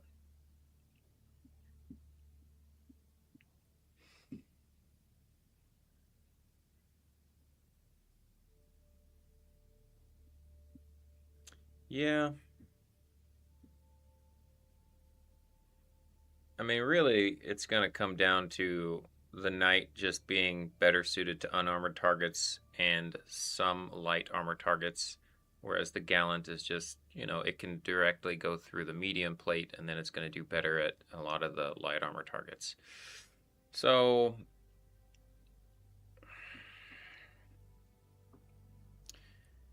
picking your targets and being able to just rip them apart is where you're going to see the biggest difference, I would say.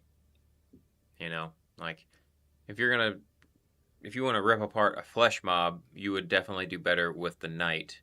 But if you want to rip apart, let's say, maybe a Devastator, or probably even something like an Overseer, the Gallant might pull ahead on those ones. I'll have to see, yeah. Berserkers, I'm not sure. Berserkers maybe if you're aiming for the chest, because that's like one of the easier targets to hit, it might go to the Gallant. I'm not sure what their durability values are though. And then as far as shooting something in the head with either one of them, it's going to be, at those close ranges with either one, it's going to be 2 shots to the head of a Devastator. So that part is about the same. Until you get out a little bit farther, which, I don't feel like that's too significant. So yeah, I mean, when it comes to ease of use, like if you're going to be hitting a lot more like light armored and medium armored targets, then the Gallant is absolutely going to be more user friendly for just ripping through those targets, you know, sort of barrel stuff them at close range and just let her rip, you know. So probably the Knight was just generally gonna do better against things like voteless and flesh mobs and wretches, and a good number of the Terminids. It's also gonna do better, and then you'll start seeing the overlap and the balance shift as you get into those bigger light armor targets and especially medium armor targets. Then the Gallant's gonna do better, which, you know, kind of makes sense. Medium armor, right? Penetration versus light armor penetration.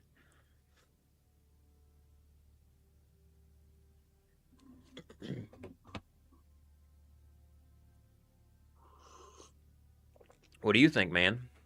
NL?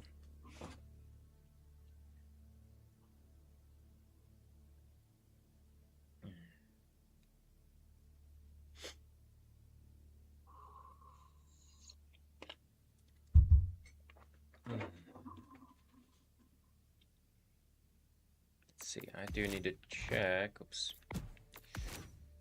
I need to double check that warrior head breakpoint, which I expect is going to be, I don't know, 35, 40 meters. Jump back in here. Now that I'm like really figuring out what the average breakpoints kind of look like, it's helping me to revise my testing strategy.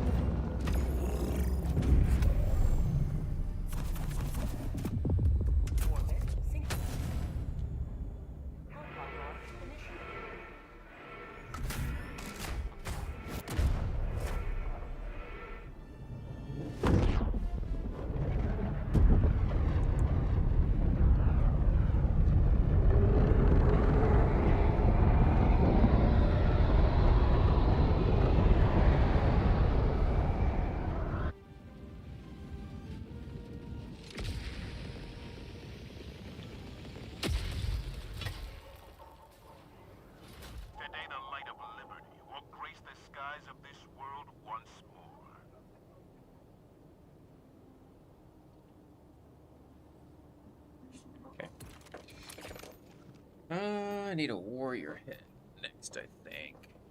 And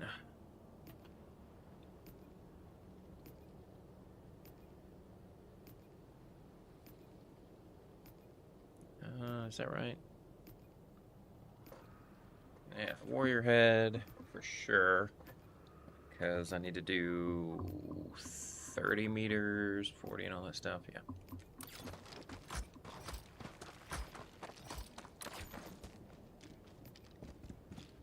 Is this a bow spewer seed? It is. Gross! And then I'll do 45 meters for the Brute Commander. I'll just do 40 for both of them, actually, to get started.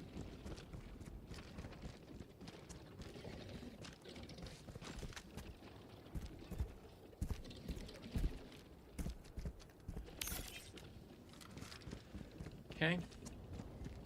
Gallant is the forgiving version of the Knight. The Knight is good for those close, clean, precise shots. And the Gallant is good for close, clean shots with some misses. Oh yeah, relative to like the exposed weak points. That makes sense.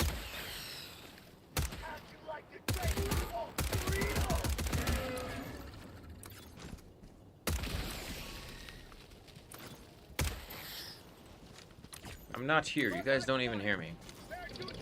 Ah, shit.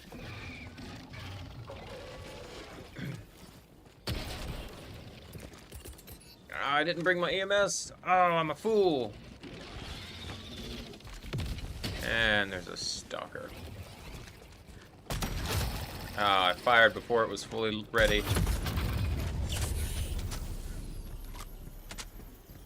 Why wasn't this already on volley mode?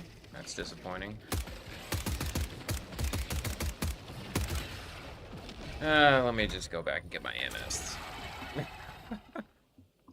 Both are good at shredding, but the Gallant is better at I need this dead right now because of the medium pen. Yeah. Unless you're dealing with an unarmored target, in which case the Knight would be better, brother. Because of the way the damage differences work with penetration, you know. But, you know, it's how much ease of use do you want, right? Which is kind of what you said, so that makes sense.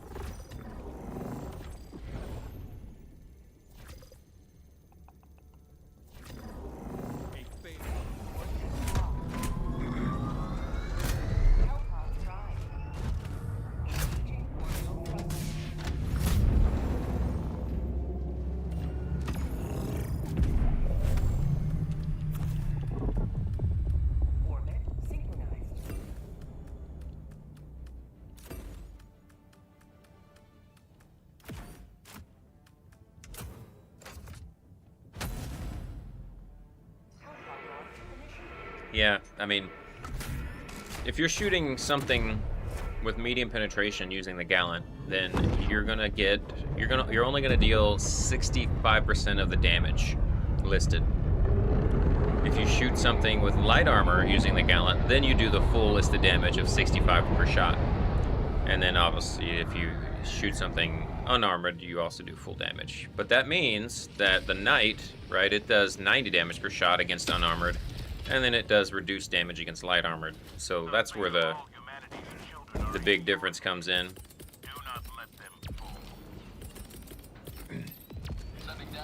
You gotta know your weapon and what it can effectively destroy, or efficiently destroy, I guess.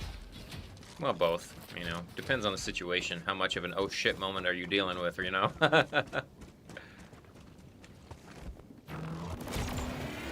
If you were getting police beaten by an overseer, the Gallant would be a savior. Yeah, it might be. Especially if you can get that headshot in there. Because I don't know what their durability is, but with the penalty, yeah, you would be doing a little bit more damage, I think, with the Gallant, even against the body armor. Oh, look. I can't target them. They're too... What did I say I needed? I needed... a warrior and a brood commander. I need 40 meters. Okay.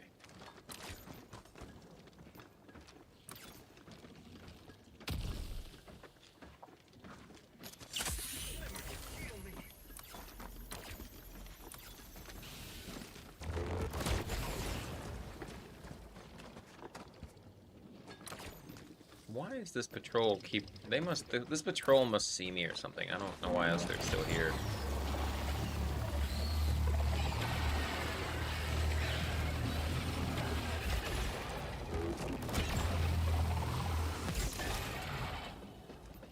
Does that guy see me? You don't see me, dude. Just forget that I'm here. Yeah. Look at that. He forgot I was here. Stupid bug. Is the laser cannon a stealth weapon?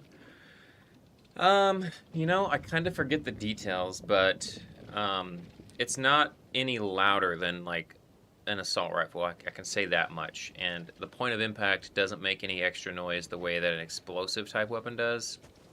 And since it's got a range of like 1,000 meters with no damage fall off, and it does the burn damage, it's really good for this kind of thing to sweep away those little pesky things that I just, you know, I need gone without making too much noise. That's why I bring it. That, and plus I just like this, you know, it's a cool gun.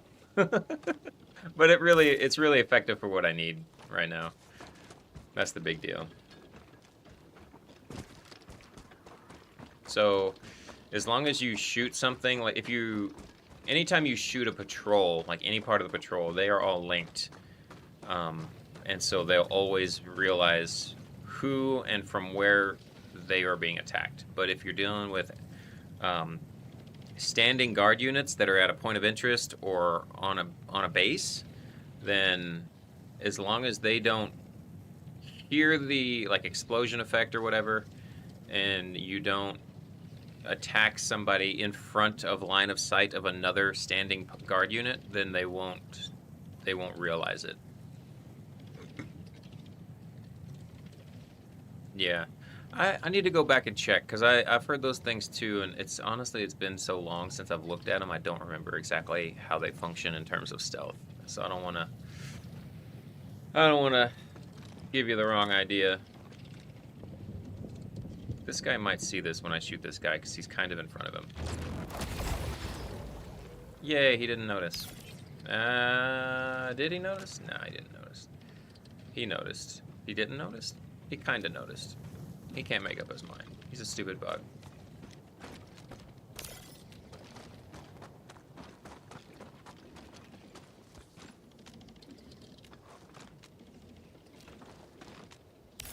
$40 meters. I gotta tap fire this thing. 1, 2. 2 shot at 40 meters is pretty dang good, dude. Alright, Stoker is still 2-tap head, shot, pop for warrior at 40 meters.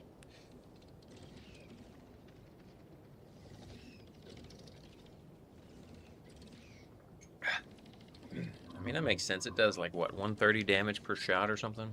So it hangs in there a little bit longer. It's got reduced total ammo as a result, though, because it's got the flamethrower. Or as a result of having the flamethrower, I should say. Alright, let's try 45 meters. Get that. Alright. Got another Brood Commander, that's good.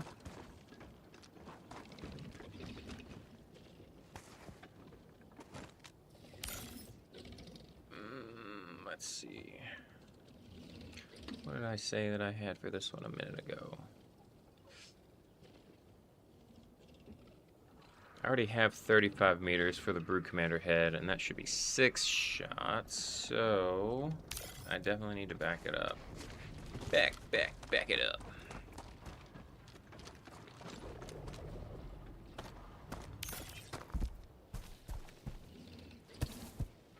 One, 2, 3, 4, 5, 6, 7.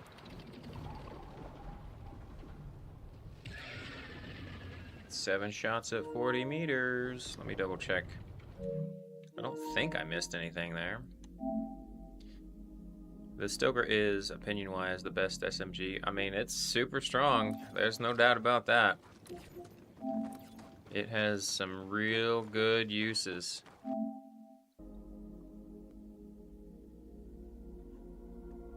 What do you like about it the most?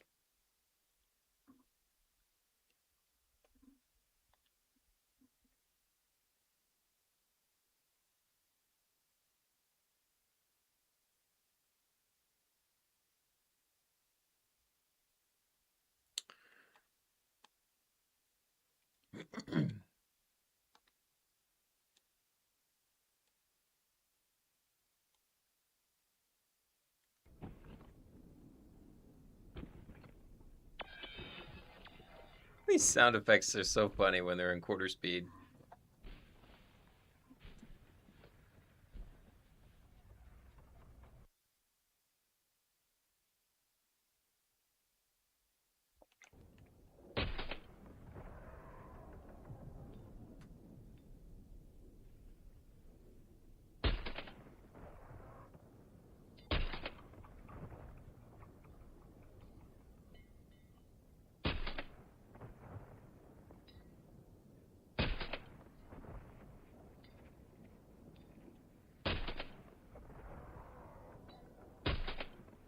Looks like a clean 7 shots.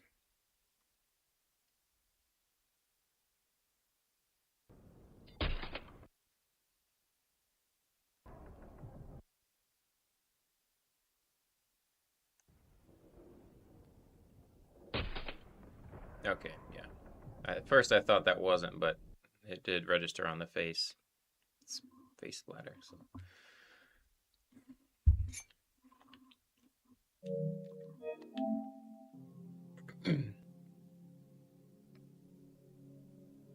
Hoo-wee. Okay.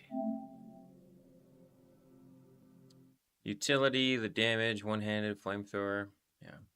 What's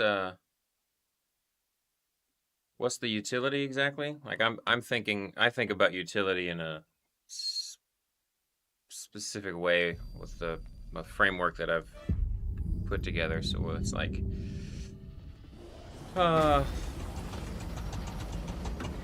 destroying enemy spawners or breaking open walls, stuff like that.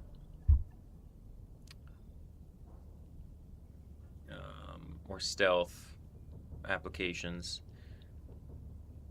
and kind of healing, I guess, fits in there too. Crowd control is like confusion effects and stun and stagger and all that, which is what flamethrower does whenever you direct hit them with it, which is real nice.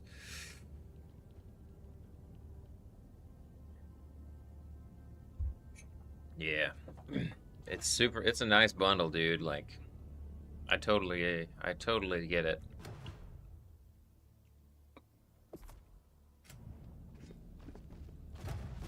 Okay. So that was 7 shots. Rude Commander head. Pop at 40 meters with Stoker.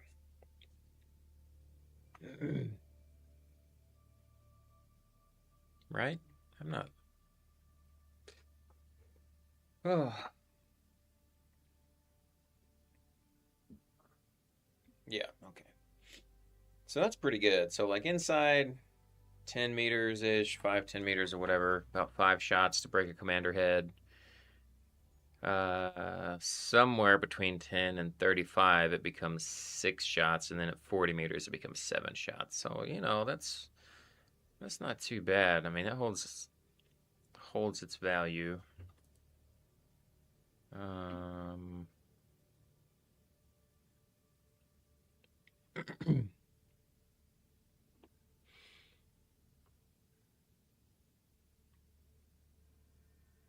It's really interesting to see these differences between the different guns, because you know they have different damage per shot and ammo totals and capacities and everything.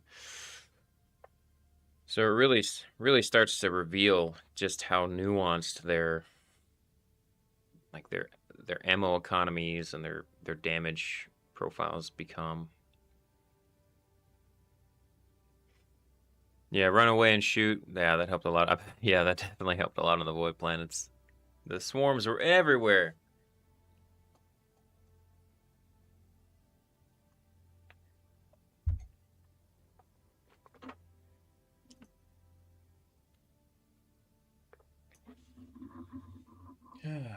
Okay.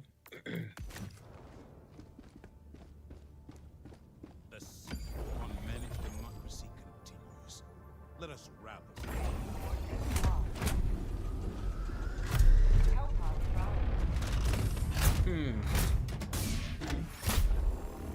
All right. So now we're moving on to the Kill Zone SMG.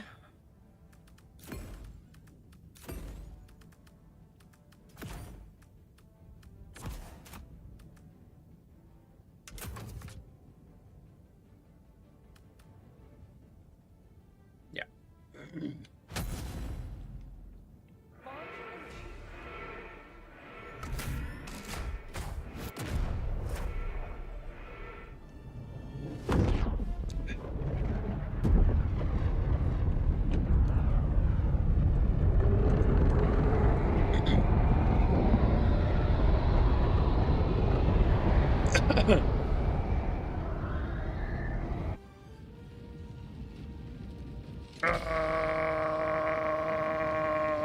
Yeah. Let them come. Let them brawl.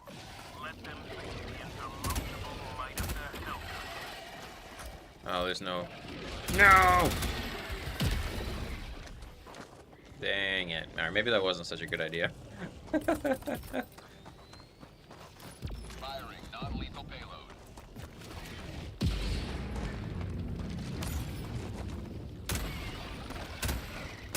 Ooh, this is gonna be hard. It's hard to tap fire this one, I forgot. and I don't have semi-auto available. Oh, really? Come on. He would stuff his face into a rock. I wouldn't want to fight me neither.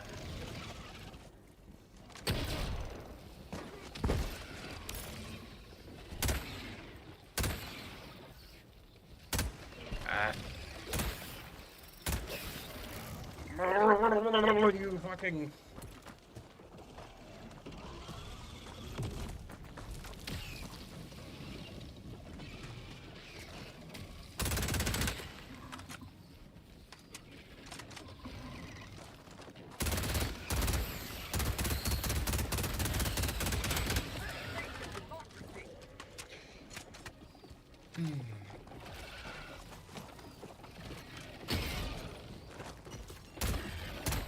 That was either 3 or 4, I'm not sure. It was 3.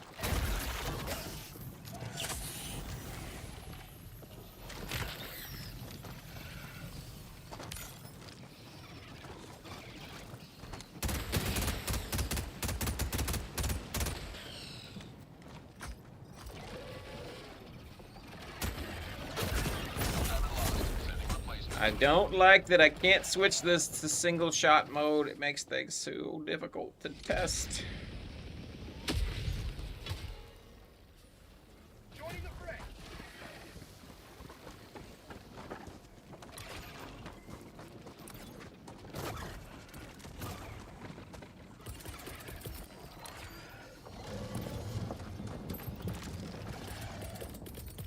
Deploying support weapon.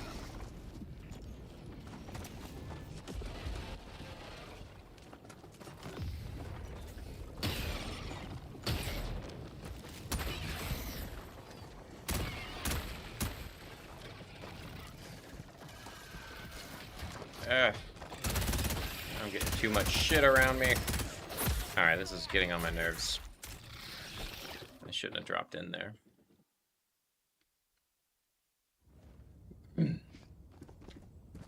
Damn, this is gonna suck. Yeah, over 1,000 fire rate's gonna be hard to tap fire consistently. I'm gonna have to do a lot of review. The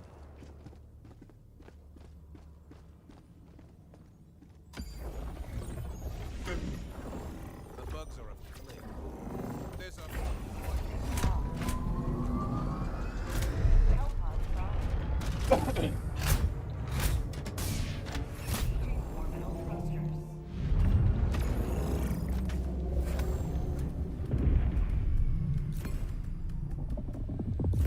Orbit synchronized.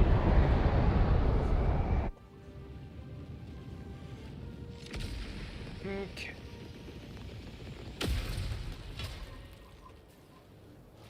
This is it. This is the solemn duty for which you were born. Defend democracy at any cost.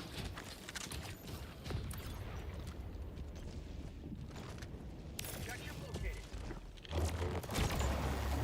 Get this out the way.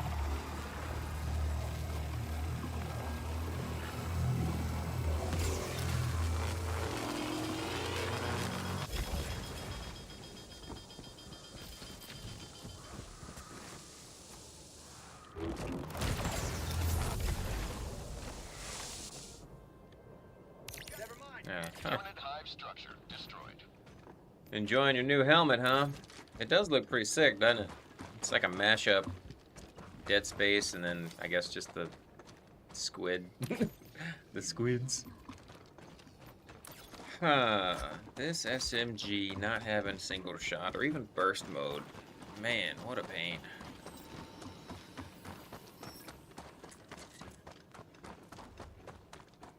I'm wondering what the rest of the armor is gonna look like, because I haven't actually seen like the previews or leaks or whatever, I'm sure are out there.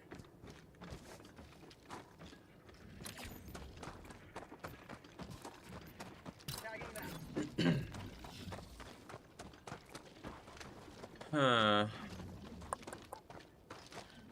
So point blank, that was actually...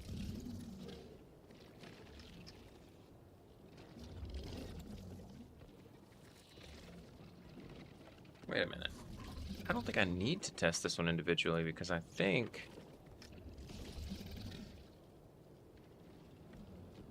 it's the same as the Knight, just with a different fire rate and slightly different like handling stats, which means, let's see. All right, fingers crossed. All right, so the Knight. Yay! All right, this is good. I've got good news. I don't have to individually test this one. Because both the Knight and the Killzone SMG have the same bullet mass, the same initial velocity, the same drag factor, gravity factor, penetration slowdown, and the same damage per shot. The differences are...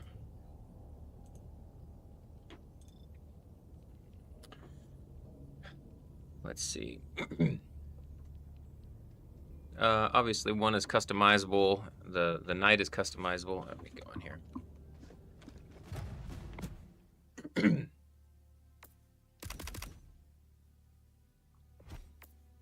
All right. So the difference is going to be the magazine slightly, right, at default. And of course, you can customize the Knight to have 70 mag and at the cost of some other stats.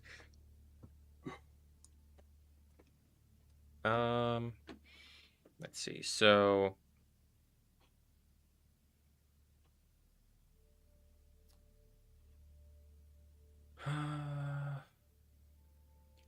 yeah, the fire rate difference and then the recoil is pretty similar. It's slightly better in the STA, at least in the default configuration.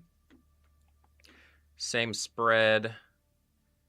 The sway is 1 for the Knight, and it's 0.7 for the stall, which matters more than you might think. It's 30% less sway, so even, and I've tested this already previously whenever I was like kind of like getting ready for this stuff.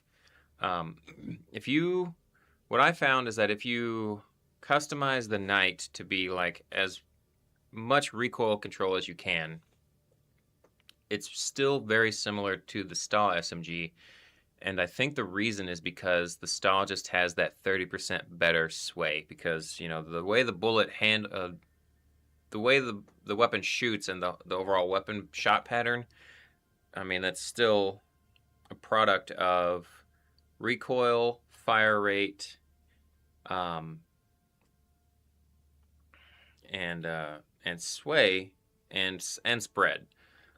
But the spread is the same, so the big difference maker there is going to be that sway factor. And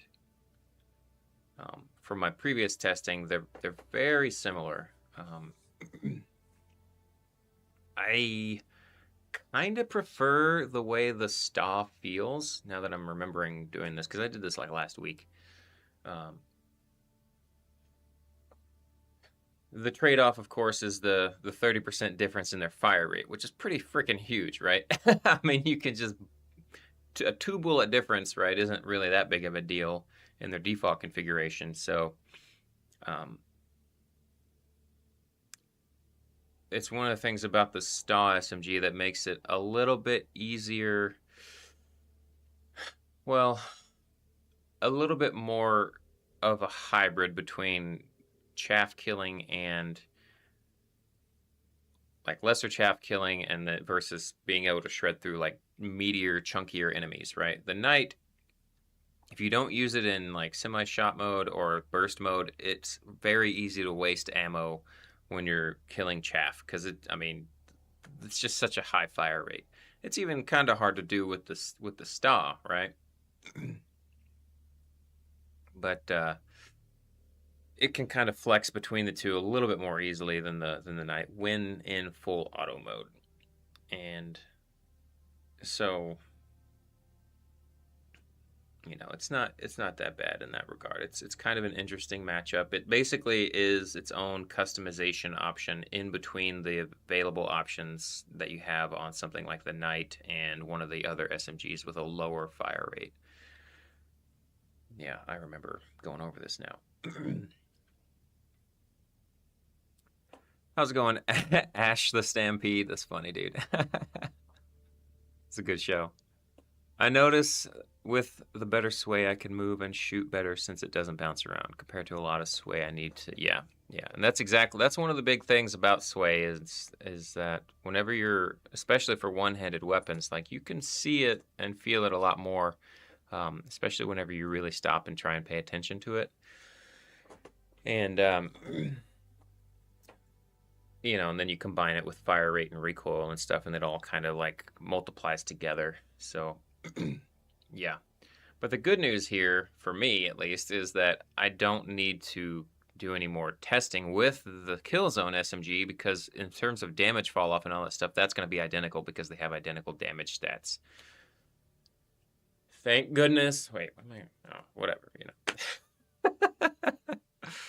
Oh, man.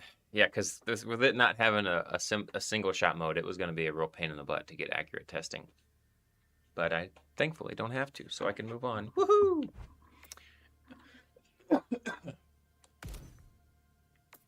All right, so I guess we'll do the Halo SMG next. That's good.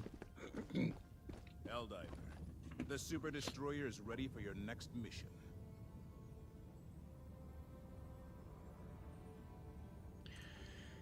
Cool. All right, so that was the Star 11.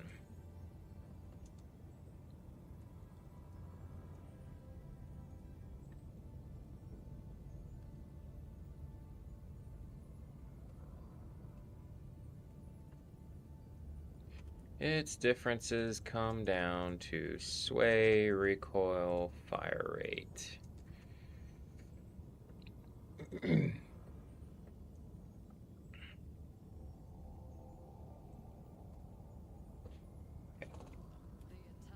The Halo SMG seems like a better version of the suppressor. Well, maybe. Let's find out. Let me pull that up here so I can... we can see what we're looking at. Only you can answer, Helldiver.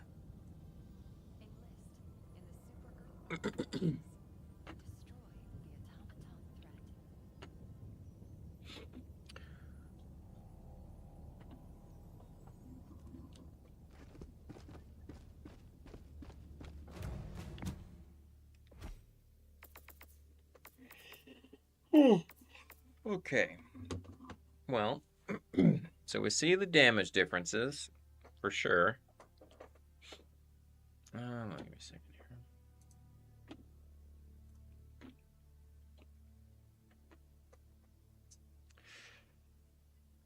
So in terms of damage per second, the SMG is at 1308. The suppressor is at 1133.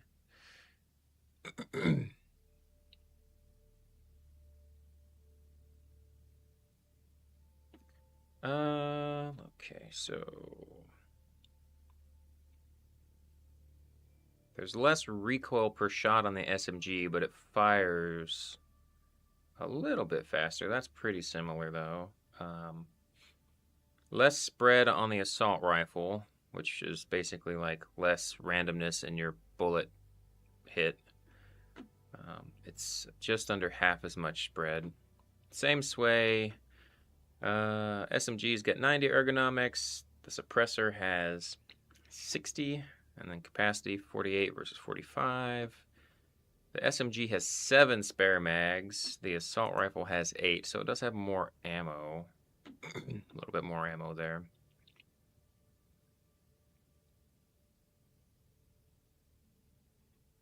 And then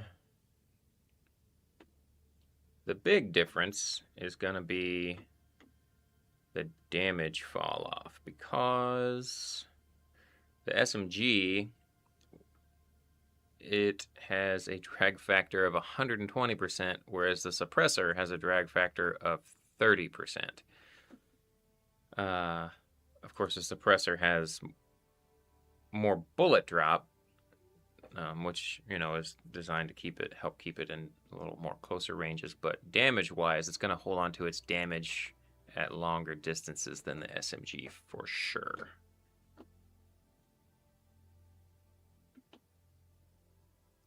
And then let's see here. Of course, you can do the customizations on the suppressor if you want to, right? You can put different optics. It comes with the laser sight and the other full underbarrel attachment selections, so you can tighten up the sway even more, like if you do the angled grip, which is honestly probably a good idea most of the time. And then you got your options for the magazine. So that's kind of a meaningful difference. I mean, the SMG, the Halo SMG, is really going to be easiest to use inside 25 meters, probably ideally inside 15 or 20. So you can just kind of spray. The suppressor can do that as well, but not, you know, it's not quite as fast of a kill time.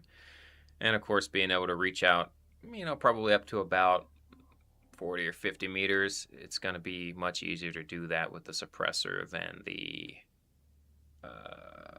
SMG. I would imagine, just from looking at these two quickly here. And of course, you know, customize it to your preferences. And since we're talking about the stealth weapons right now, you know, the sensor, kind of a similar story, right? Like, you can use it like very long range before it's gonna lose the ability to one-tap things like Devastators in the head, and it maintains the stealth. So these all have, I think, pretty good distinctions between their best case scenarios, you know what I'm saying?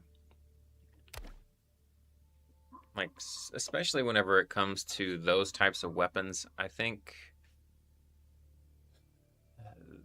the real strengths show up in the details. It's not quite as obvious unless you spend a little time tinkering with them, you know? All right.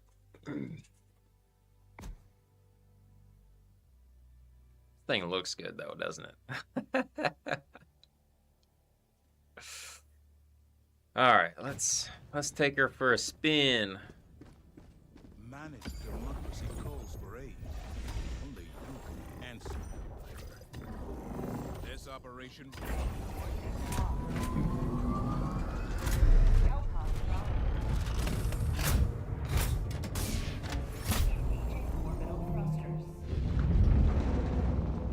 Let's see, so...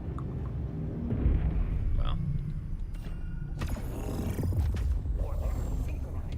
what did I say that has? It has 120% drag, and it's got 320. How does that compare to... like the Knight? Because they do the same damage per shot, I think. Pretty similar. It has a lower initial velocity, though, so that means it's going to drop off a little bit faster than the Knight. Let's see, what is 320 divided by 375? 320 divided by 370.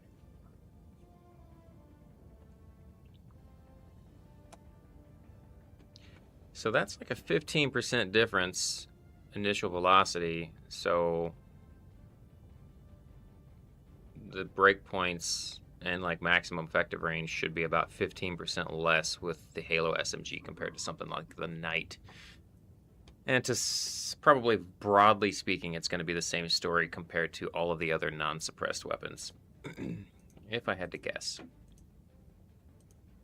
15%'s a lot, dude.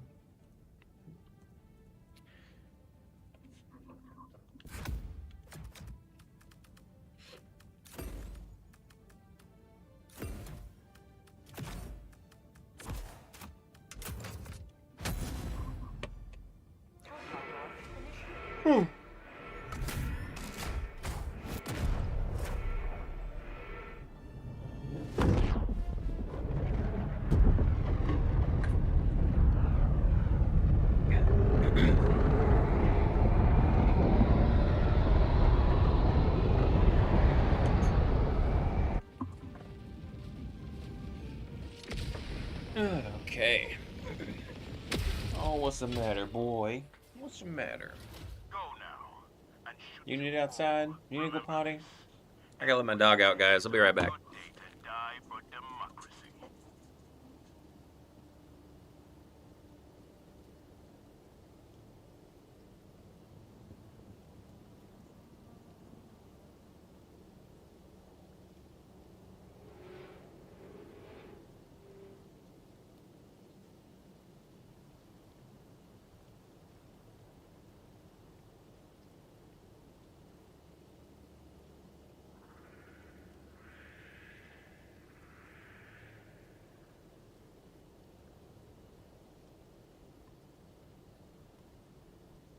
Alrighty.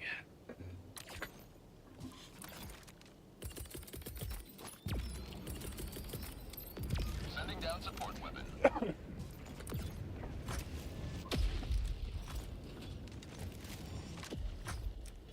Yay, semi-auto. That's what I'm talking about. Makes my life so much easier.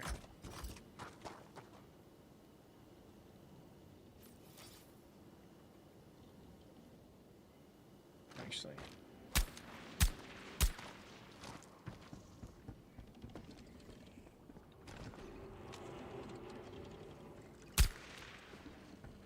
Let me think here. Maybe I can just,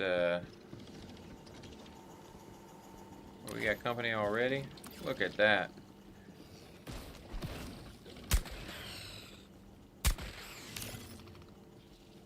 Cancel that. 8 shots at 17 meters.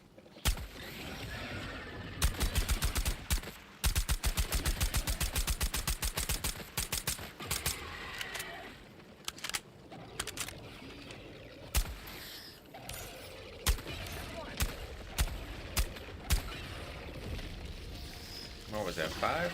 Oh, that was a deflection angle.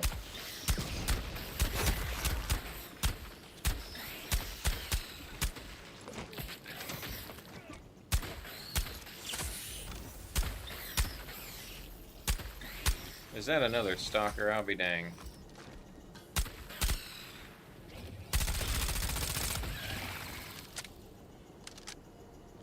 Whew, okay.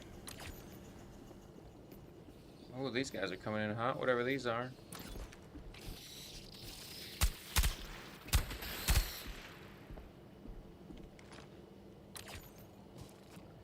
Why is it such a stinky planet? Is there a...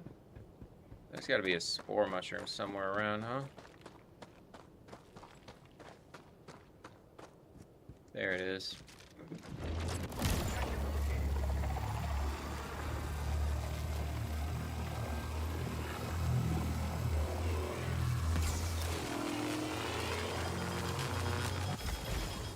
I kind of forgot what I already said. Well, what did I say that was? Was it 8 shots to the head?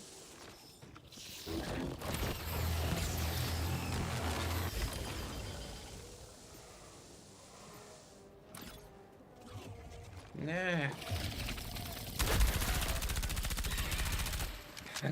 Damn it, quit bothering me.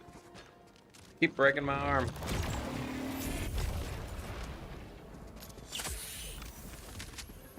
Terminate hive structure. Wow, it's like right here too. How about that? Take out this.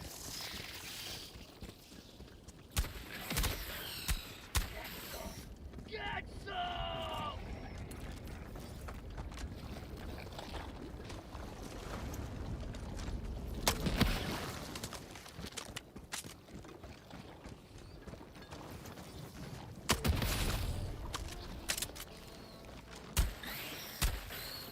Terminate hive structure destroyed.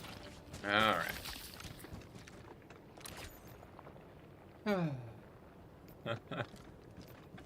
What's the 8?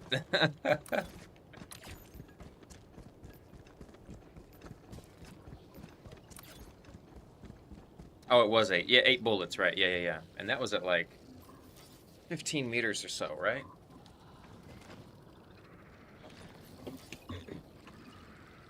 M7S Halo SMG was 8 bullets to head pop Brood Commander at 15 meters. I think.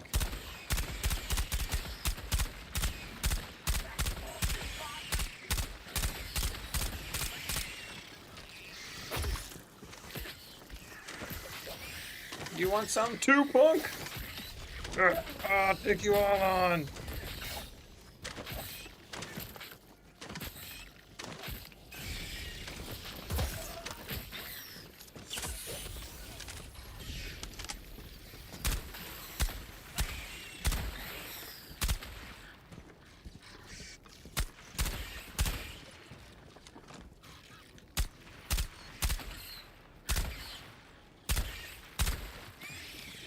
You still alive too, huh?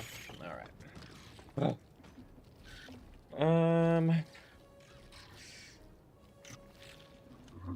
Yeah. Okay.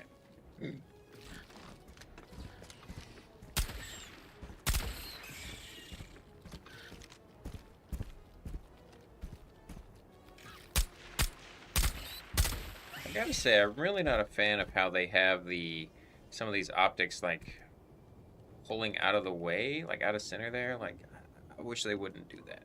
I don't know why that is exactly. It's such a weird, off-putting thing. Okay, well this should be roughly the same as the Knight. It's just gonna have around 15% less, or 15% worse damage fall off. But depending on the enemy, that may or may not move the most, like some of the breakpoints because of, you know, damage numbers and stuff.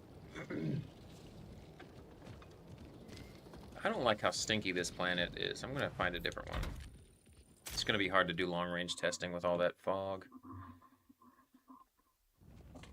Destroyer of Illuminate Culture. How you doing, man? Big fan of the kills on SMG. I know that one's probably gonna get some slander though. No, actually, it's not no slander from me. I just finished looking at that one a little bit ago, and fortunately I don't have to go through and test all of its breakpoints because it's all of its stats that affect damage fall off are identical to the Knight. And the difference is the meaningful differences for the Killzone SMG are that it has 30% less sway than other weapons, and of course its fire rate is unique, and then you know, combined with its recoil and stuff like that. So the sway and recoil and fire rate make it kind of pretty comparable or kind of competitive with something like the Knight, in my opinion.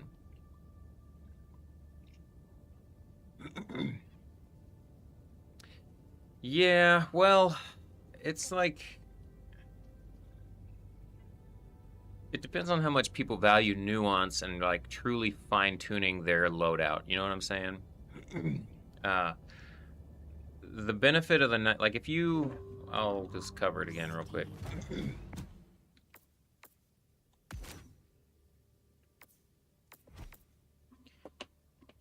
So if you were to try and make the Knight as similar as you can to the Killzone SMG, I'll just do that real quick. Make this a little easier. That would be, I think the flashlight. Oh wait, yeah, here we go. It's the flashlight foregrip, I think, right? And then it was muzzle brake equivalent, and then the magazine would stay the same. Because doesn't this one have a flashlight? Am I crazy? Does it not have a flashlight?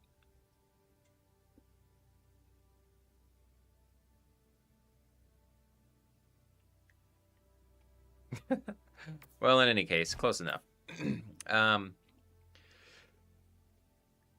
Yeah, the difference is the Knight is more like the Knight has selectable fire modes between full auto, 3-round burst, and semi-auto. So if you take advantage of those as appropriate, you can conserve your ammo pretty effectively whereas the STA only has full auto. But because it has about 30% difference in fire rate, then it's a little bit easier to conserve your ammo and just like not overshoot in the first place. It's still kind of tough, right? Because it's still 1,000 fire rate, 1,050. But in terms of the recoil and the sway and just like controlling the gun when you're firing at full auto, it's competitive with the Knight when the Knight is fully customized to do recoil control because of that sway difference in particular and their fire rate and recoil, because all those things combine together to give you the product of how easy it is to control the gun, right? So the bigger thing about the Knight is that you can use it with its optic selections to more easily do a little bit longer range stuff out to around 40 meters if you really want to. But, you know, that's greater flexibility, which is nice. But, you know, for the most part, if you're using something like the Knight or the STA SMG, like, they've got pretty high fire rates. Their real bread and butter is shredding apart whatever is right in front of you. And so the difference between the two kind of is with the Knight, you can shred really close range, and the STA you can shred really close range, but the way that you handle smaller chaff enemies that don't want you to just spray a bunch of bullets is with the Knight, you need to use the select fire to either do single shot or 3-round burst. And whereas with the Killzone SMG, it's just easier to tap fire in general. So that's kind of how I see them. Like they're similar but distinct enough. You know what I mean? And since you have to pay for both of them, you know, the Knight is part of the Super Citizen Edition upgrade, and then the STA is the Killzone one. So, you know, the Super Citizen Edition upgrade, it gives you the Knight, it gives you the like that one that Democracy Protects armor, I think, and then it gives you the Stratagem Hero like little mini game here. And it's like $10 versus the Killzone is, let's see, where's that? It's $15, right? But you get the SMG, and you get the accelerator rifle, and you get the armors, and you get the assault rifle. Between the two, I mean, you get more out of the Righteous Revenants, the Killzone Warbond, even though it's $5 more. I think that's kind of how I see it. You know, the Super Citizen Edition upgrade, you get the weapon, you get this thing, and you get other fashion options. So these, like, it's just for fun, right? Like, you do get the one weapon, but otherwise it's mostly just to show your support for the game. You get a little bit of a kickback with this silly little arcade game, and you do get the Knight. And the Knight looks really good, and it is a good gun, you know? So, I don't think either one of them are meaningless, and I don't think either one of them is outright better than the other exactly.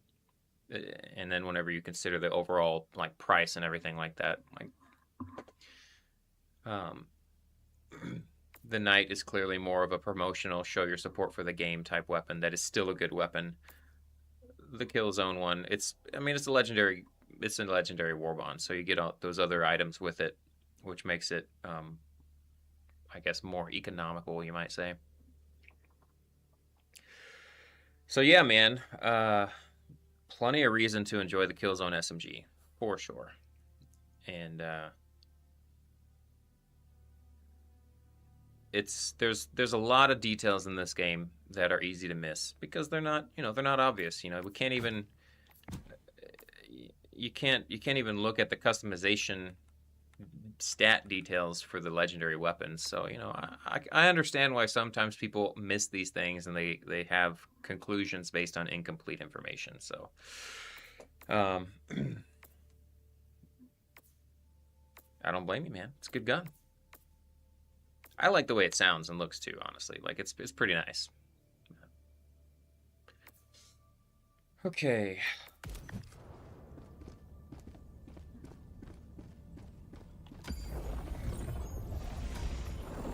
You must drive the Terminates back to its root. Choose an operation and start. This looks like another stinky planet. Stinky map. Orbital cluster.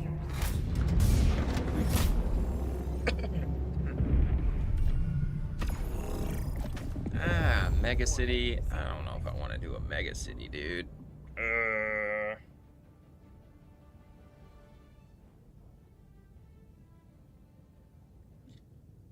Let's see.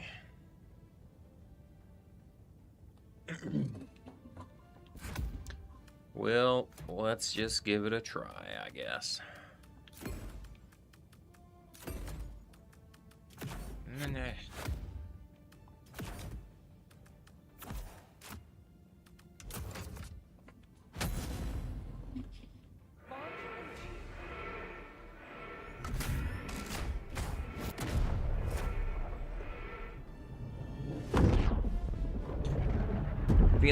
Starting to feel sore and stiff.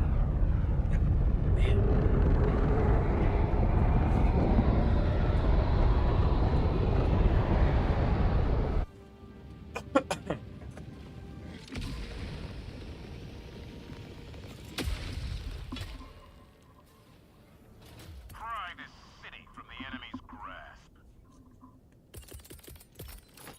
Sending down Pry this city from the enemy's grasp.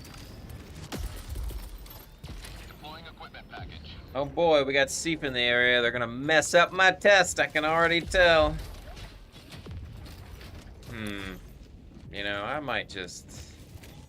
I don't know if I want to stay here, because that's very annoying when that happens. And it always happens when Seep are in the area. I'll give it a quick run since I'm already here, but it's kind of dark. I like this post-apocalyptic looking city though, man. This stuff is nice.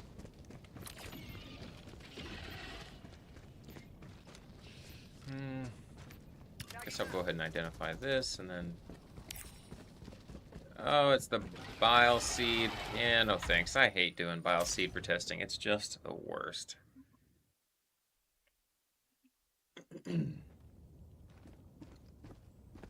get those little dudes, and then they pop, and then they damage things around them, and then it ruins my controlled testing. So it's not really that they're like their damage, like their HP values are different or anything, but the fact that they explode when you kill them and it causes splash damage, that in and of itself ruins my controlled testing needs.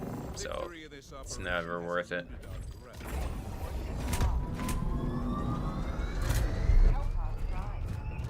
Orbital cluster.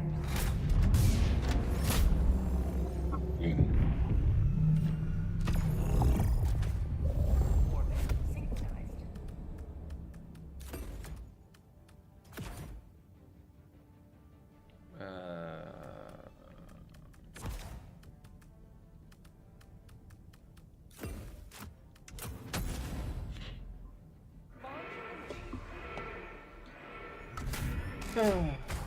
How's everybody doing, man? How y'all doing this afternoon? You doing all right? Ugh.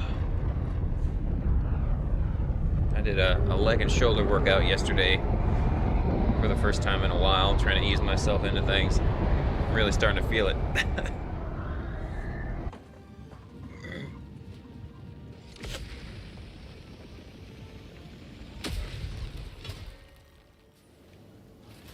Let our enemies choke upon their territorial ambitions.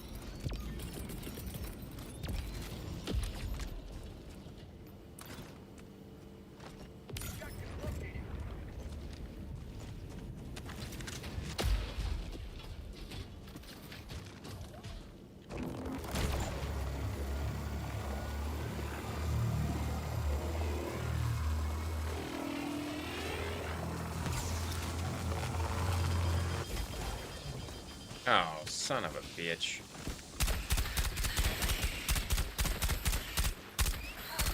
No!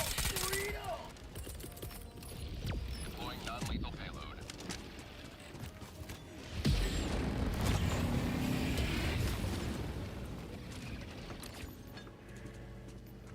Where was that thing?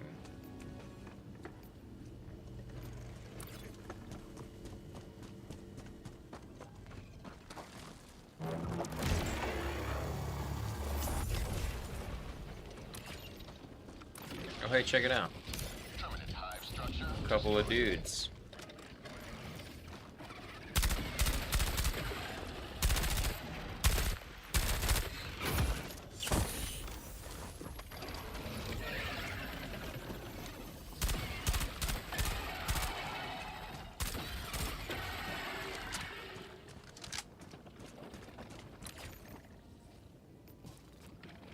I think I hear some brood commanders over here.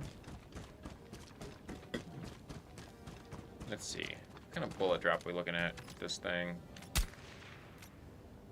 Quite the parabola.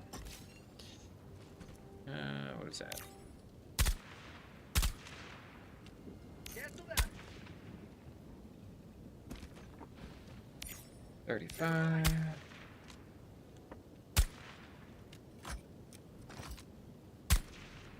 35, it does drop a little bit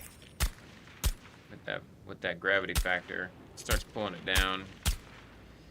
So that's an aspect to keep in mind here for precision. Like if you're targeting bot heads, you'd have to aim up a bit more.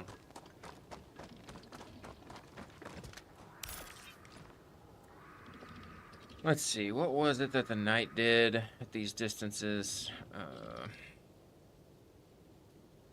The knight versus a warrior at 40 meters was 3 shots. Somebody's already here. Come on. These dang patrols trying to mess up my test.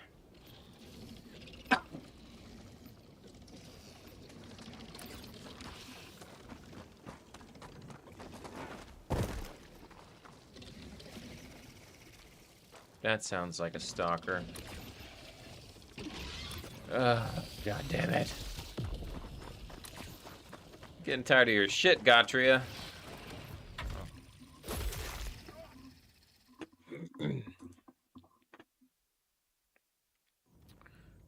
Yeah, 3 shots at 40 meters with the knight for a warrior head. 45 meters, it was 11 shots for a commander, brood commander.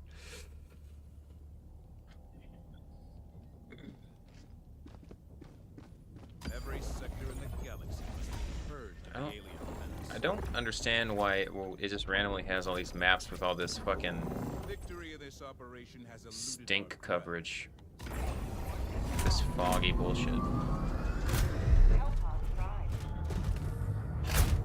Like, it's fine if you're just playing like normal. It's very annoying for me whenever I'm trying to do testing and then I get in and it's like, this map is obscured by a bunch of bullshit. Orbit synchronized. But that's just a me problem. The rigors of research. Hellpod launch initiated. So my expectation here is that the Halo SMG is probably going to need 4 shots at 40 meters for a warrior head, and it's probably going to need 10 shots at 25 meters. Victory will remember your deeds this day. Sending down support weapon. Look at that. This map is much cleaner already.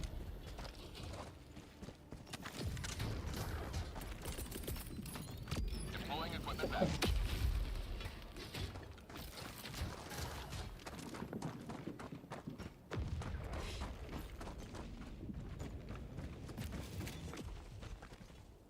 Objective located.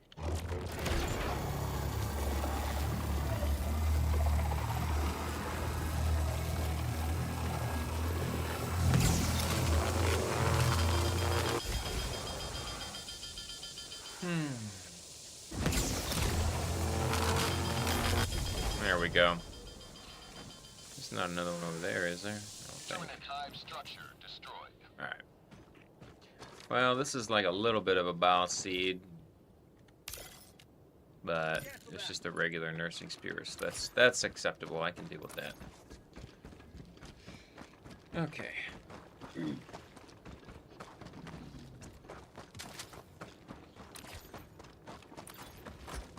Semi.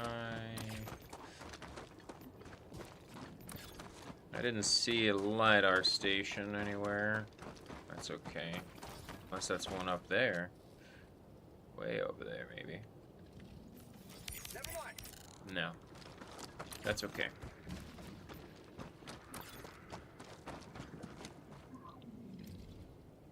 Alright, so I need to do... Let's do like a 10 meter, 10, 15, 20, 25, and then 40, I think. Bug hide spotted. Prepare to exterminate.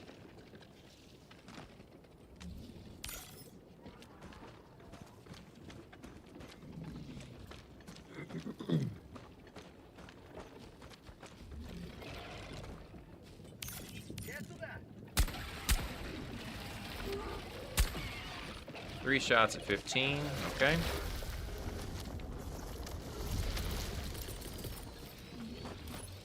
Deploying non-lethal payload.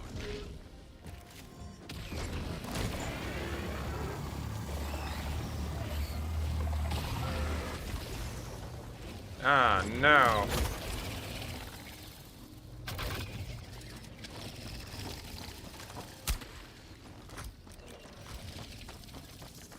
Well, shoot.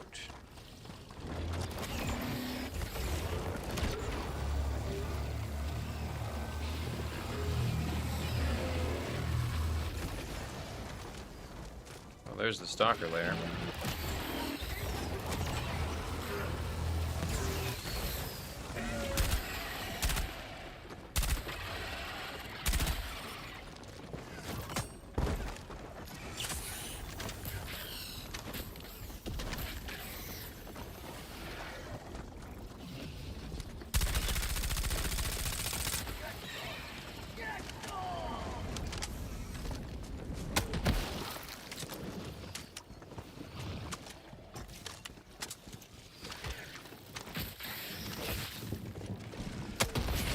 Is that another stalker? Permanent hive structure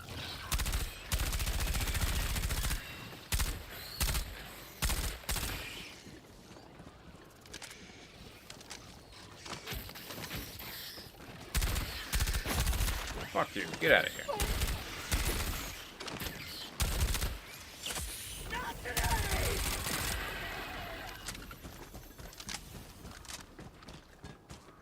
They thought they had me.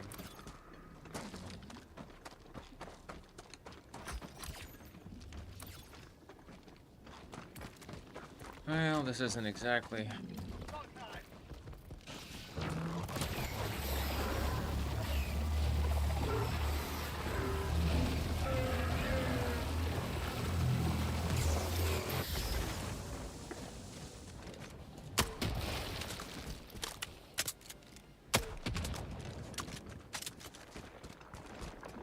permanent outpost destroyed. Okay. I need warriors and I need brood commanders. I don't see either over here.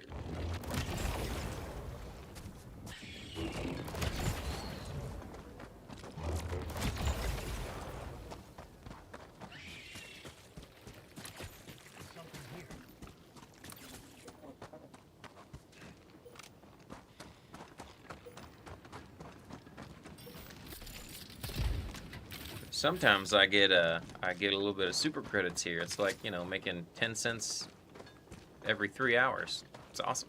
I think I hear brood commanders. Yes. Yes, all right.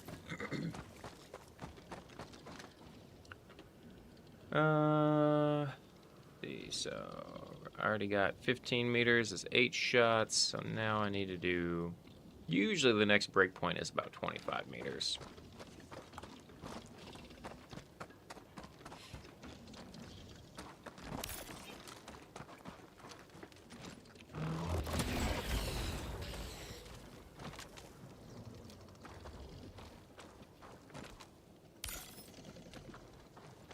No, go away. There we go. Better. Okay.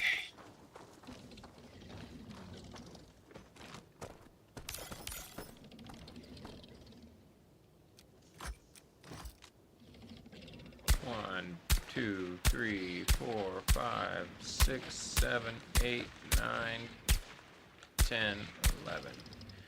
11 shots at 40 meters. 11 shots at 40 meters to head pop a Brood Commander with the MS-7 Halo SMG.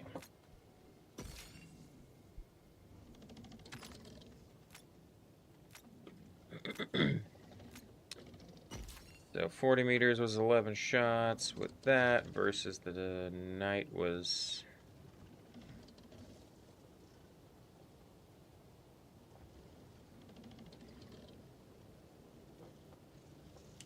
I think the Knight was still 11 at 45, so I would have to check that next and see. Of course, the other one would be, I need to check, the other practical one is going to be like 20 and 25, so I'll do that. I'll do 20 and 25 next.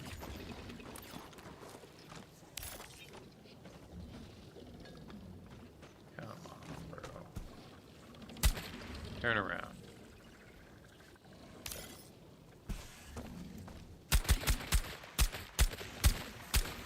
Eight shots at right about 18, 19.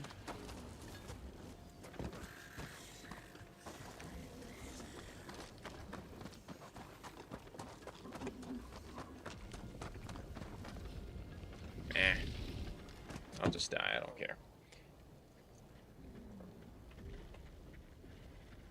Brood Commander, head pop.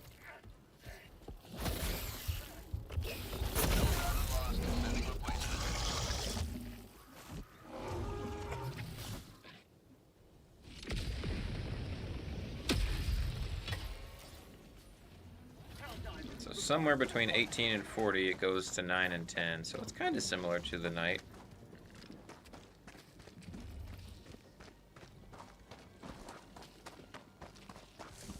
I suspect that the bigger difference might be showing up with the warrior bugs instead of the Brood Commanders, though. He burrowed? Where did he go? He just disappeared. Okay.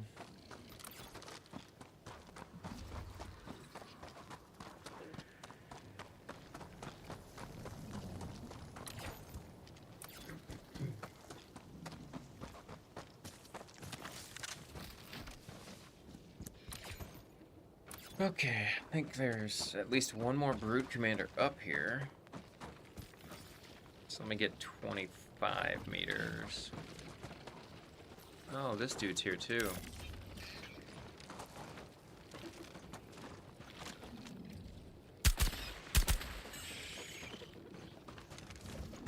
Mission at 30 minutes remaining.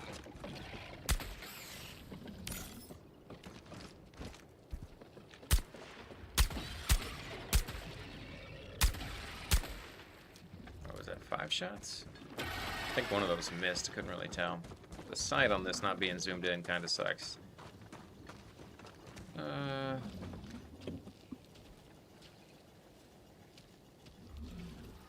Might have been 5 shots versus warrior head pop at 20 meters.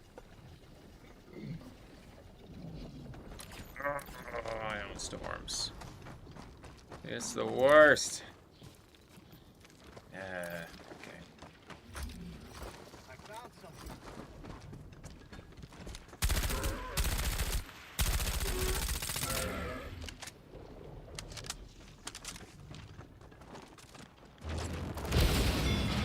Yay, super credits. There's my dime for the last 4 hours or whatever.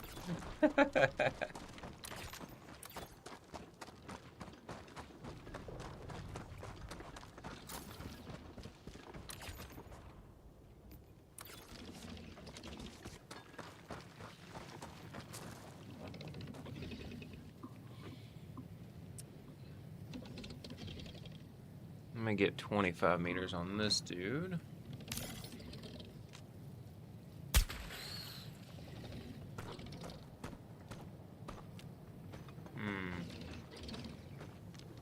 This is risky if he hits that.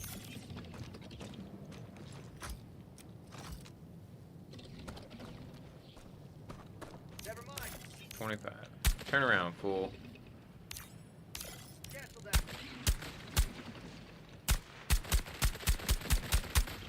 Damn it. I hate how much these fuckers look around and waggle. God damn it. Fucks my testing up so much. Just fucking stay still, you shithead. Ugh. Sometimes this testing gets on my nerves a lot. Because stuns don't even really help.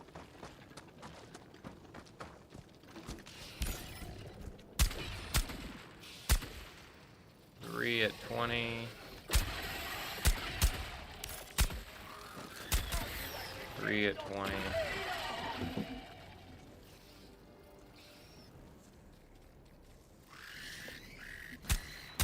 Damn it.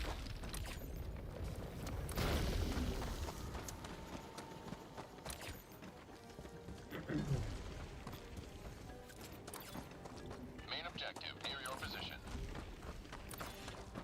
Objective critical stratagem available.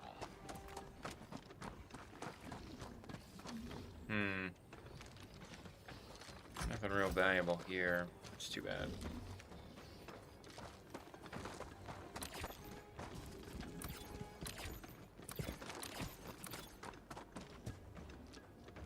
Objective critical stratagem no longer available.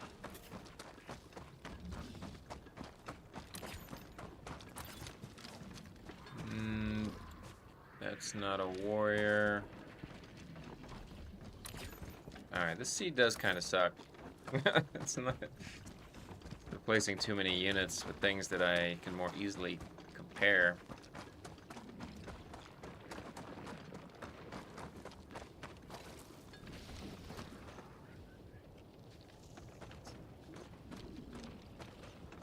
One hot spotted.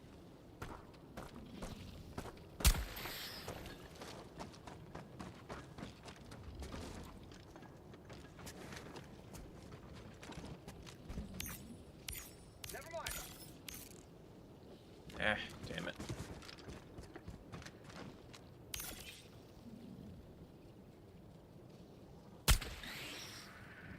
Cancel that. Turn around.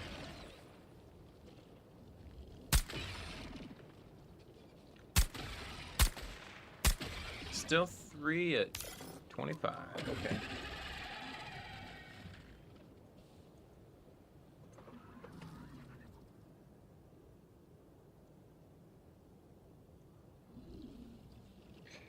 Oh boy, man, these breakpoints are tight for this one.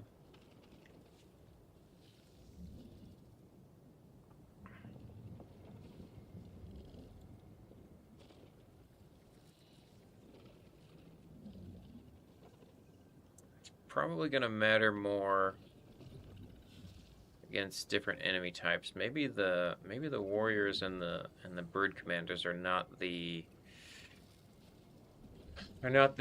best case scenario for this particular comparison. I mean, it's still useful for me finding specific breakpoints, but it's still only relative to those terminate enemies.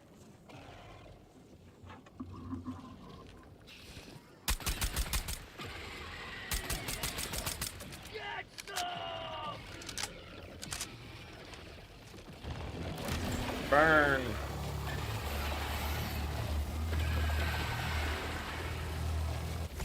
Alright. Let's see. Because those guys are like 150. Alright, yeah, let me think about this. Because if those have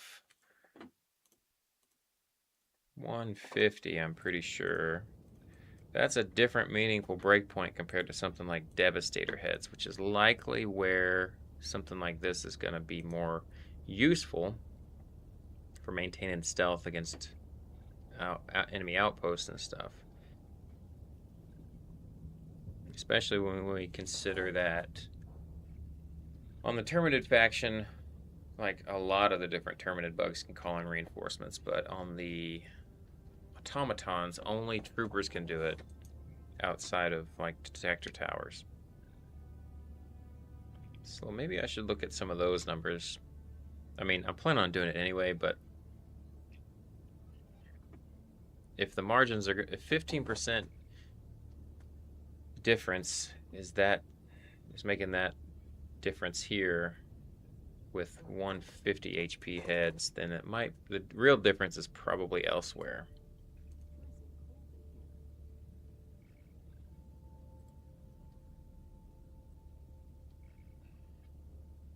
Let's see.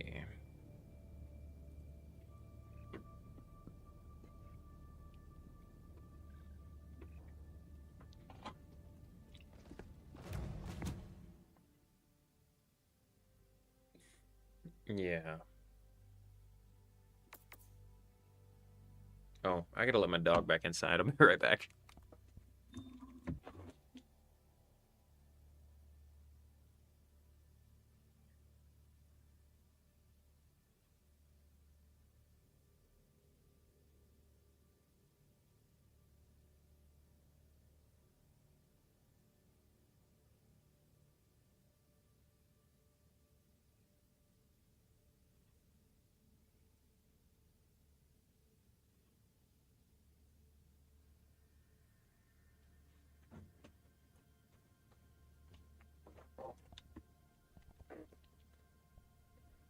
Okay. So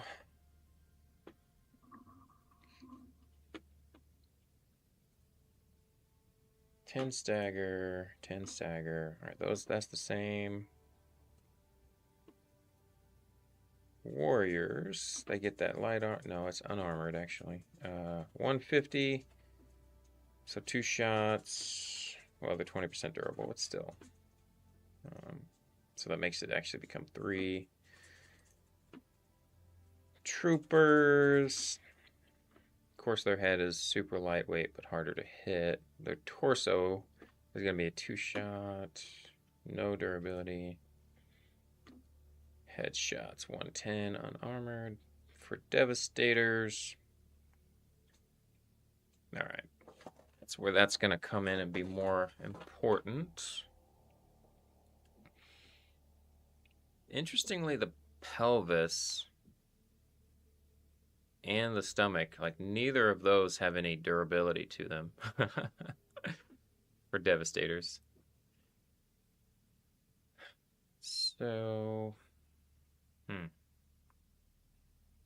in some cases, it's definitely easier to just target the stomach of those enemies.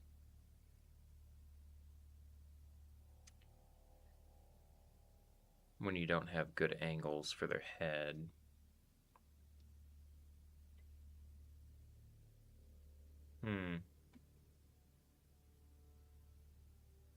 Where would the line be for 110 damage exactly?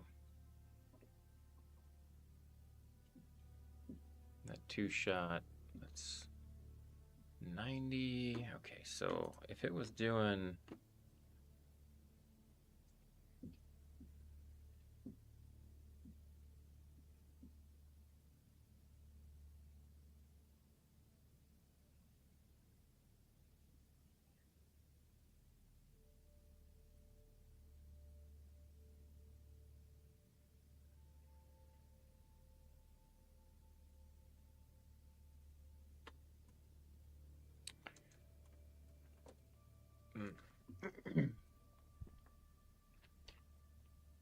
And the Knight's obviously going to be able to pick them off at a distance better because it doesn't have as much drag and it's got 15% better velocity from the gate. And you can put on the red tube optic if you want for 2x magnification.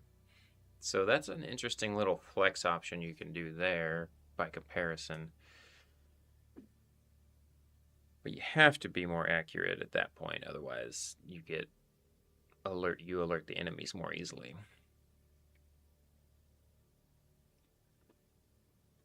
So the Knight,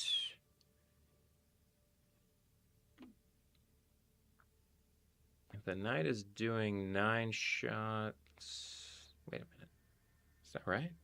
MS7 was Brood Commander was 8 bullets at 18, 8 bullets at 15. That doesn't make a lot of sense. If it was doing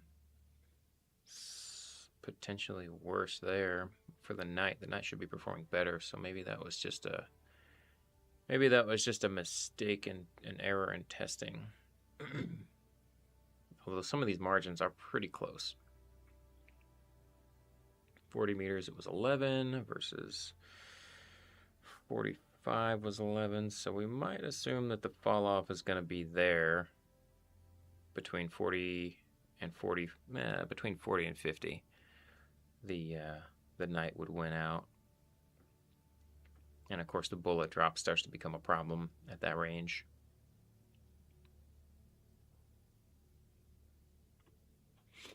So let's see if the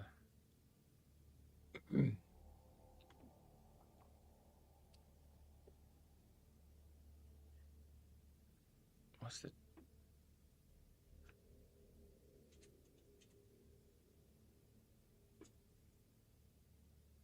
Brood Commander? 200 HP, light armor, 60% durable.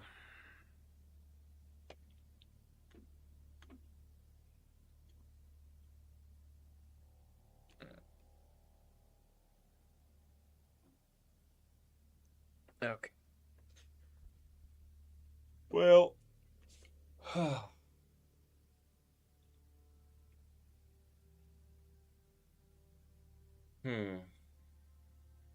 yeah, it's gonna have to come into play with other enemies that have different armor values, I think, and then durability, because that 15% difference, let's see, because they have the same, yeah, they have the same standard and durable damage. The difference is their velocity mostly. And so between the knight and the Halo SMG, other than their DPS differences from fire rate alone, you've got the stealth, and then you've got the velocity difference, and you got the gravity factor. So I'm going to have to spend a little more time and figure out where those meaningful differences come in for the Halo SMG, because I don't think it's really... It's not the warriors, which kind of makes sense. It's going to be on those enemies where stealth is more effective, which probably means automatons. So I might have to switch over, wait until I get to the automatons section to figure that out. Yeah. Okay. Well, I'll...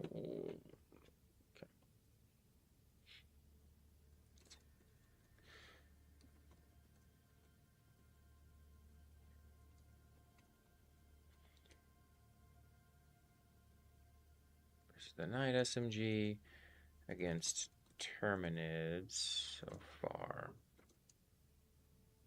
Perhaps the meaningful differences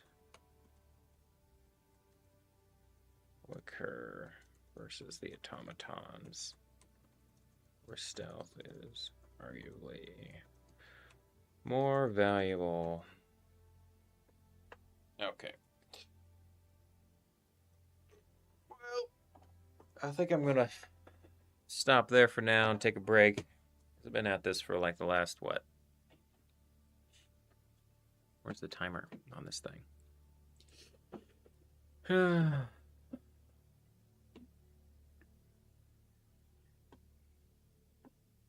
3 hours? Yeah.